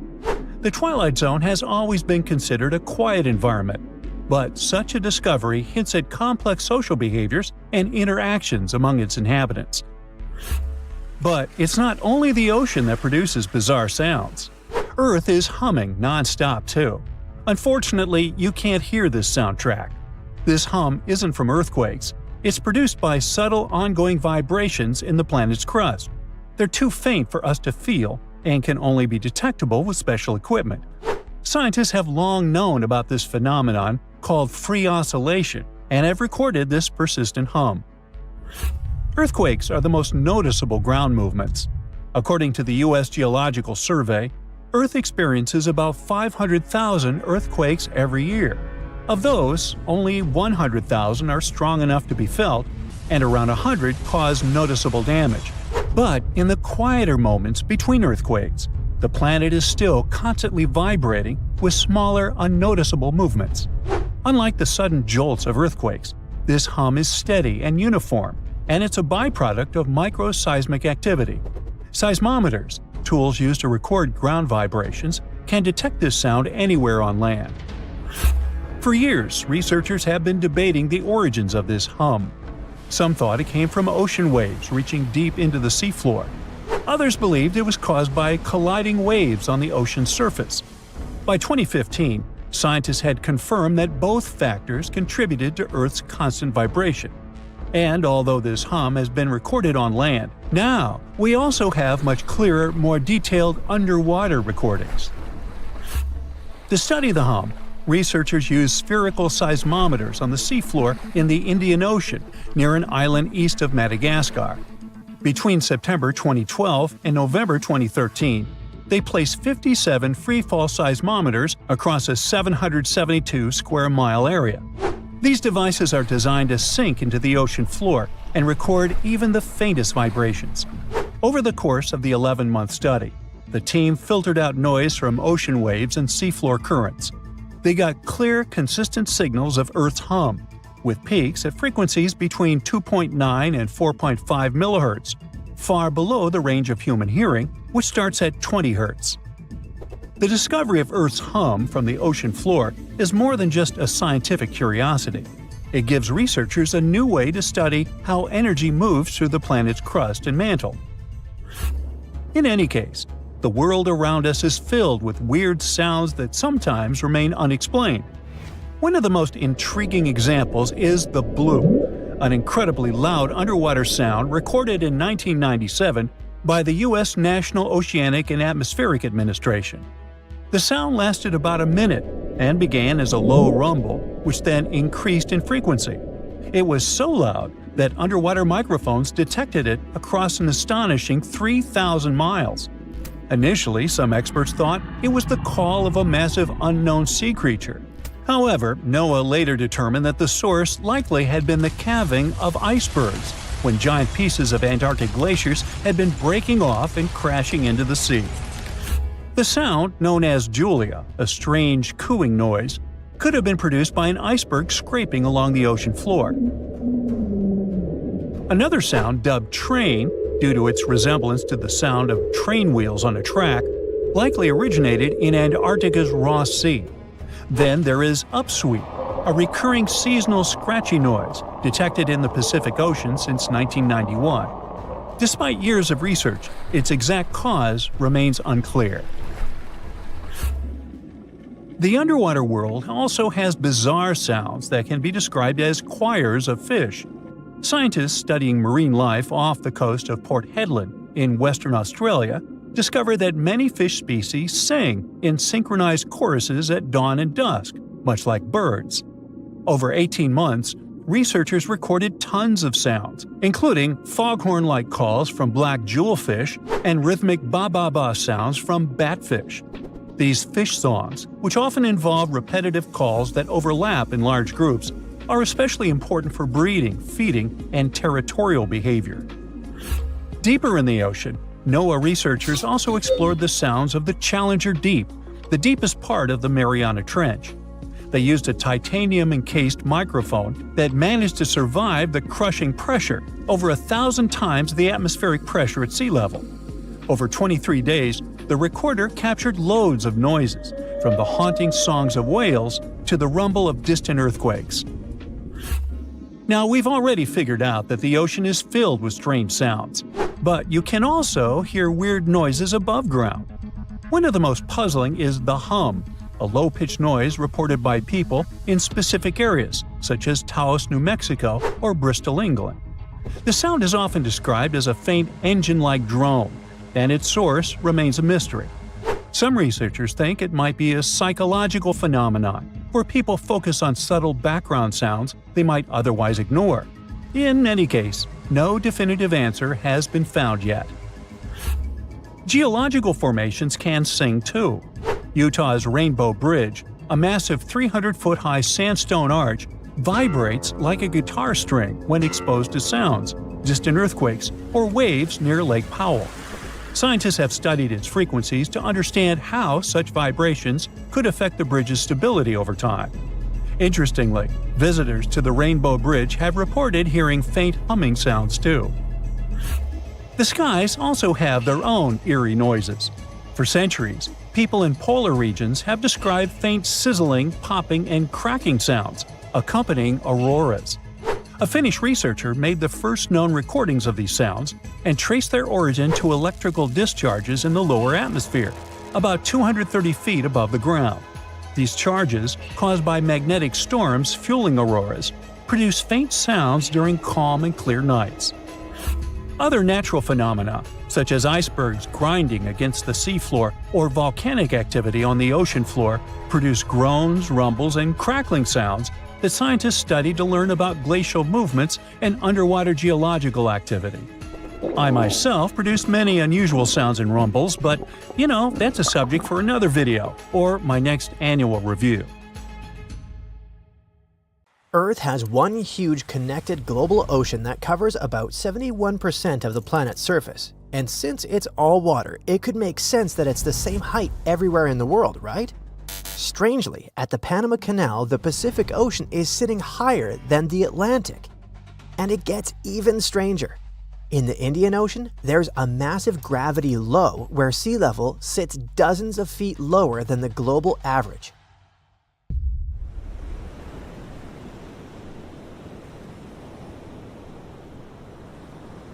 Let's figure out the mystery of the Pacific Ocean first. The difference in height between it and the Atlantic is, on average, about 8 inches, and that's a carefully measured, long-term difference. We aren't talking about waves or high tides here. The thing is, water expands when it's warm. The Pacific is usually warmer than the Atlantic, so its water kinda takes up more space. Salinity matters too. The Pacific is less salty in many regions. Fresher water is less dense, and less dense water sits a little higher. Then there are currents and winds. Strong trade winds, which are winds that blow from east to west just north and south of the equator, push massive amounts of water westward across the Pacific. That water piles up along continental edges. But probably the most important and unexpected factor is that gravity isn't the same everywhere on Earth. Continents, islands, and even underwater mountain chains pull on the ocean's surface. And the ocean actually follows Earth's uneven gravity field, not its geometric shape. Because of all this, global sea level can vary by up to 10 feet from one region to another.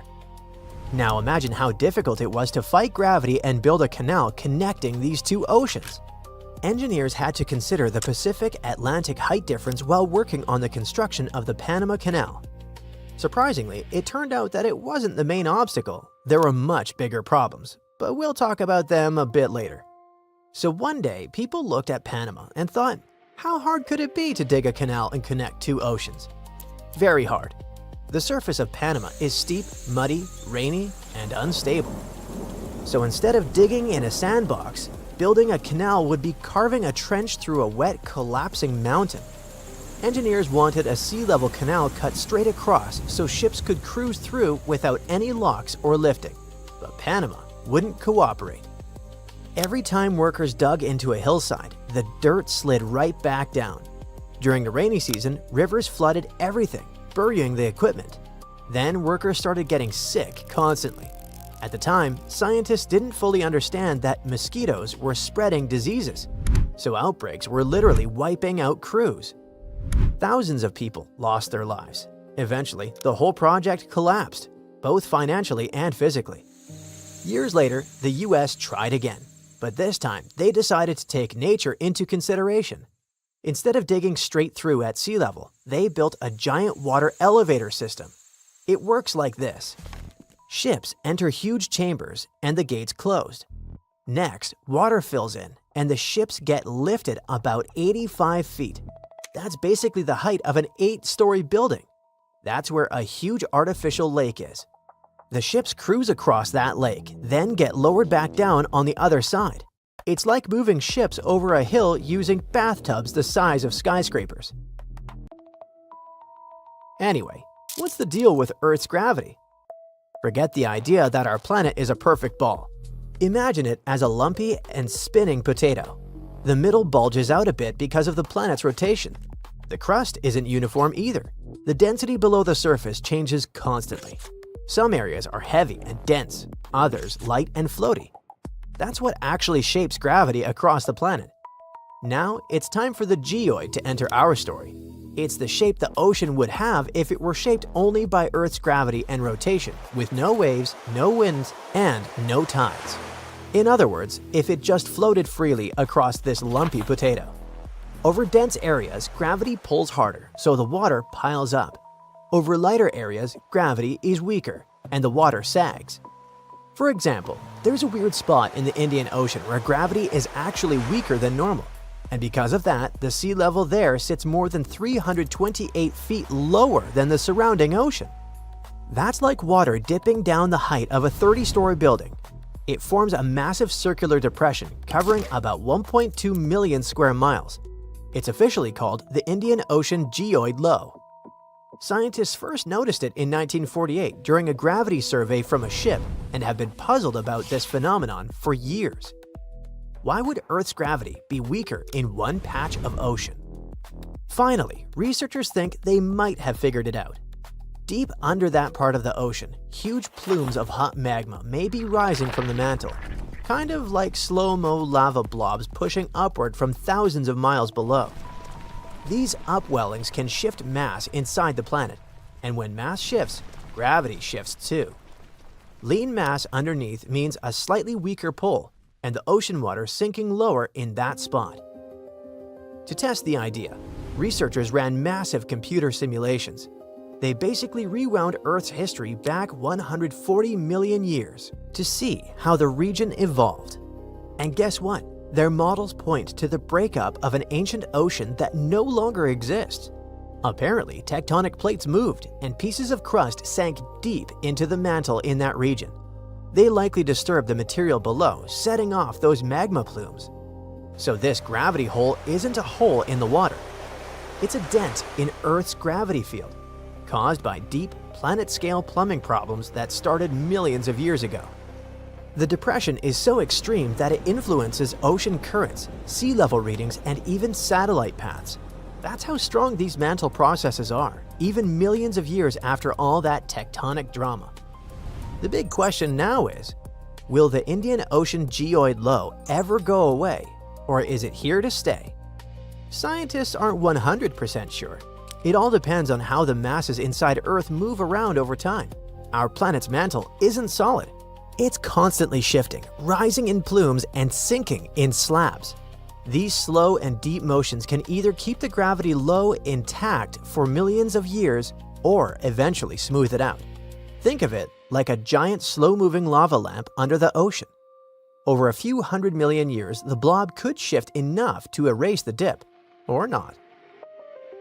In any case, the study gives some interesting ideas and might push experts to dig deeper. The older research only modeled sinking cold slabs in the mantle. Now, the simulations include hot, rising magma plumes. They were probably key to forming the low in the first place. But there are also missing pieces in the simulation.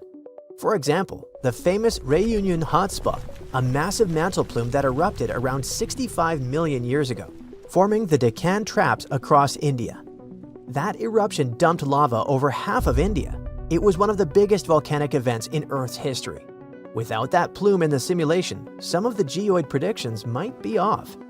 There are also mismatches between the model and reality.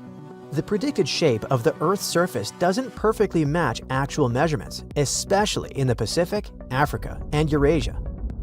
The researchers say there's about an 80% correlation, which is quite good, but not perfect.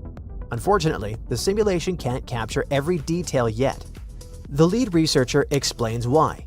We just don't know exactly what Earth looked like millions of years ago. Plates were shifting, oceans were moving, and continents were crashing into each other, so there's a lot we just don't know. The models can only give us a rough idea of what the past looked like. Still, despite the small errors, the main takeaway is the following. The Indian Ocean Geoid Low is massive and shaped by deep mantle plumes and ancient tectonic events. It might change over the next hundreds of millions of years, or it might stick around. It's also a reminder that Earth is not a perfect smooth ball we like to imagine. If you ever had a bad day at work, remember, it could be worse. At least you weren't caught by a 40-ton whale. You didn't spend 30 seconds trapped inside something alive, thinking, well, this is how it ends. Unlike the hero of our story, a lobster diver who became an accidental passenger carried around by a humpback whale. Thankfully, humpback whales can't swallow a human being for real. Not because we're not tasty, but because it's physically impossible. Despite being potentially really huge, their throats are surprisingly narrow, about the size of a grapefruit. When they open their mouths, they can be as big as a small bedroom, roughly 10 feet wide and 8 to 10 feet long. But once closed, there's barely any space inside, and you would end up wrestling with a tongue the size of a car. Also, humpbacks are filter feeders, not hunters. Instead of chewing or biting, they take in huge gulps of water. Then they close their mouths and push that water back out through their baleen plates, basically trapping krill and small fish like a giant living colander made for seafood. If something unexpected ends up inside, the whale says, "Oops, wrong food," and tries to get rid of it. Which was the good news for Michael Packard, a diver who had an encounter in 2021. While diving for lobsters, about 30 feet below the surface, he got ambushed. Suddenly, everything went dark. He felt pressure all around him and realized he was moving upward. He estimates that he spent 30 to 40 seconds inside the whale's mouth before it surfaced, shook around, and spat him out like a dog accidentally biting on a lemon. You see, when the whale realized that Michael Packard was not his dinner, it had to go to the surface. It's the only place a humpback can really spit something out properly. That's because whales are mammals, which means they have more in common with humans than most sea creatures. For example, they don't have gills like fish. Instead, they breathe air through blowholes on top of their heads, which are like giant nostrils. Every few minutes, they have to come up. The fascinating creature takes a breath and exhales a big blast of misty air that looks like a mini fountain. That famous whale spout is just a powerful exhale. Depending on the species, they can stay under the surface for 20 minutes to over an hour. But how is this possible? Basically, their lungs work like oxygen power banks, and their muscles are packed with myoglobin, a special protein that stores oxygen for long dives. When they submerge, their heart rate slows to just a few beats per minute, and blood flow is rerouted to only the organs that really need it. It's like their entire body switches to power-saving mode. And if that isn't impressive enough, humpbacks have a few more ocean superpowers, like being able to sing. And yes, that's the actual scientific term. Male humpbacks produce long pattern sequences of sounds that can last for hours. But they aren't random noises, they're structured, almost musical. Something best described as deep moans and high squeaks. But the coolest part is that these songs can travel for thousands of miles underwater. Sound moves much farther in water than in air, so the ocean becomes one giant concert hall. They can bounce and echo across the ocean, reaching whales miles away like the sea's own radio station. Only male humpbacks are known to sing, and scientists think they do it mainly during the breeding season. Some believe it's a way to attract mates, while others think it helps them communicate or compete with other males. What's amazing is that all the males in one region sing the same song, but it slowly changes over time. Basically, every year the males all sing roughly the same tune, but as the season goes on, tiny variations start to appear. They sing the same song until one of them gets inspired, changes the tune slightly, and this version becomes trendy. Sometimes the whole song gets replaced by a completely new one that moves across the seas from one population to another. Scientists think whales are basically learning from one another, passing new hit singles across the ocean. Humpback whales are known for taking the longest road trips in the animal kingdom.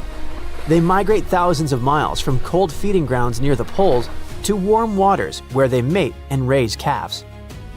And they sure love to eat, sometimes up to 20 hours straight. When the humpback whale accidentally caught Mr. Packard, it couldn't just get rid of him underwater and keep feeding. Humpbacks are built to close their mouths tightly when they dive, so water doesn't rush into their lungs. To open up wide again, release pressure, and breathe, they have to reach the surface. They gulp air, clear their throats, spit out unwanted passengers, and go back to eating like nothing happened. It's actually a cool design from millions of years of evolution. Whales used to live on land long ago. Their ancient ancestors looked a bit like furry hippos that wandered into the ocean. Over millions of years, those animals adapted to life in water. Their legs became fins, their noses slid to the tops of their heads, but they never stopped breathing air. That's how evolution works. It doesn't recreate something from scratch, it adapts what's already there. This evolutionary coincidence was what, in the end, saved Mr. Packard. After the whale spat him out, Packard floated in shock for a few seconds before realizing that everything was fine. His crewmate, who'd seen the whale breach and fling him out, rushed over and pulled him into the boat. Thankfully, aside from bruises, he was fine. The diver was taken to the hospital, treated, and released on the same day. All is well that ends well, and now he has a fascinating tale to retell to his friends. While a humpback whale couldn't swallow Michael, there are a few creatures on Earth that technically could, at least on paper. First on the list, the sperm whale. It's the only animal alive today with a throat large enough to swallow a whole person. They regularly feed on giant squids up to 30 or 40 feet long, so one human wouldn't even count as an appetizer. Luckily for us, sperm whales live in deep waters and only eat squid, fish, and the occasional unlucky shark. Humans aren't even close to the right shape or taste. On the land, we have the reticulated python and the green anaconda, the largest snakes on the planet. These reptiles don't chew, they swallow. A full-grown python can stretch its jaws wide enough to fit a deer or a pig, and an anaconda can take down a capybara. There are unverified reports of them swallowing people, mostly in remote jungle areas. But even if it happened, it would take hours, and the snake would struggle to digest such a big meal. Unfortunately, snakes don't have the same diaphragm or ticklish response like mammals, which means you wouldn't get out of this predicament by tickling the serpent like in a cartoon. And that's about it, lucky for us. Unless we go back in time, way back to prehistoric times, to an age when the oceans and continents were crawling with bigger creatures. Back then, the ocean was a lot more dangerous. The Mosasaurus ruled the seas like a super crocodile, and the Megalodon, the 60-foot prehistoric shark, could have swallowed you whole without noticing. But land wasn't much safer. There was the Dinosuchus, the giant crocodile, the Titan boa, a snake longer than a bus, and the Sarcosuchus, the super croc that made rivers unsafe for anything that moved. Michael Packard lived through a story that sounds perfect for an Instagram reel. He had a unique and dangerous situation and ended up with only bruises and bragging rights.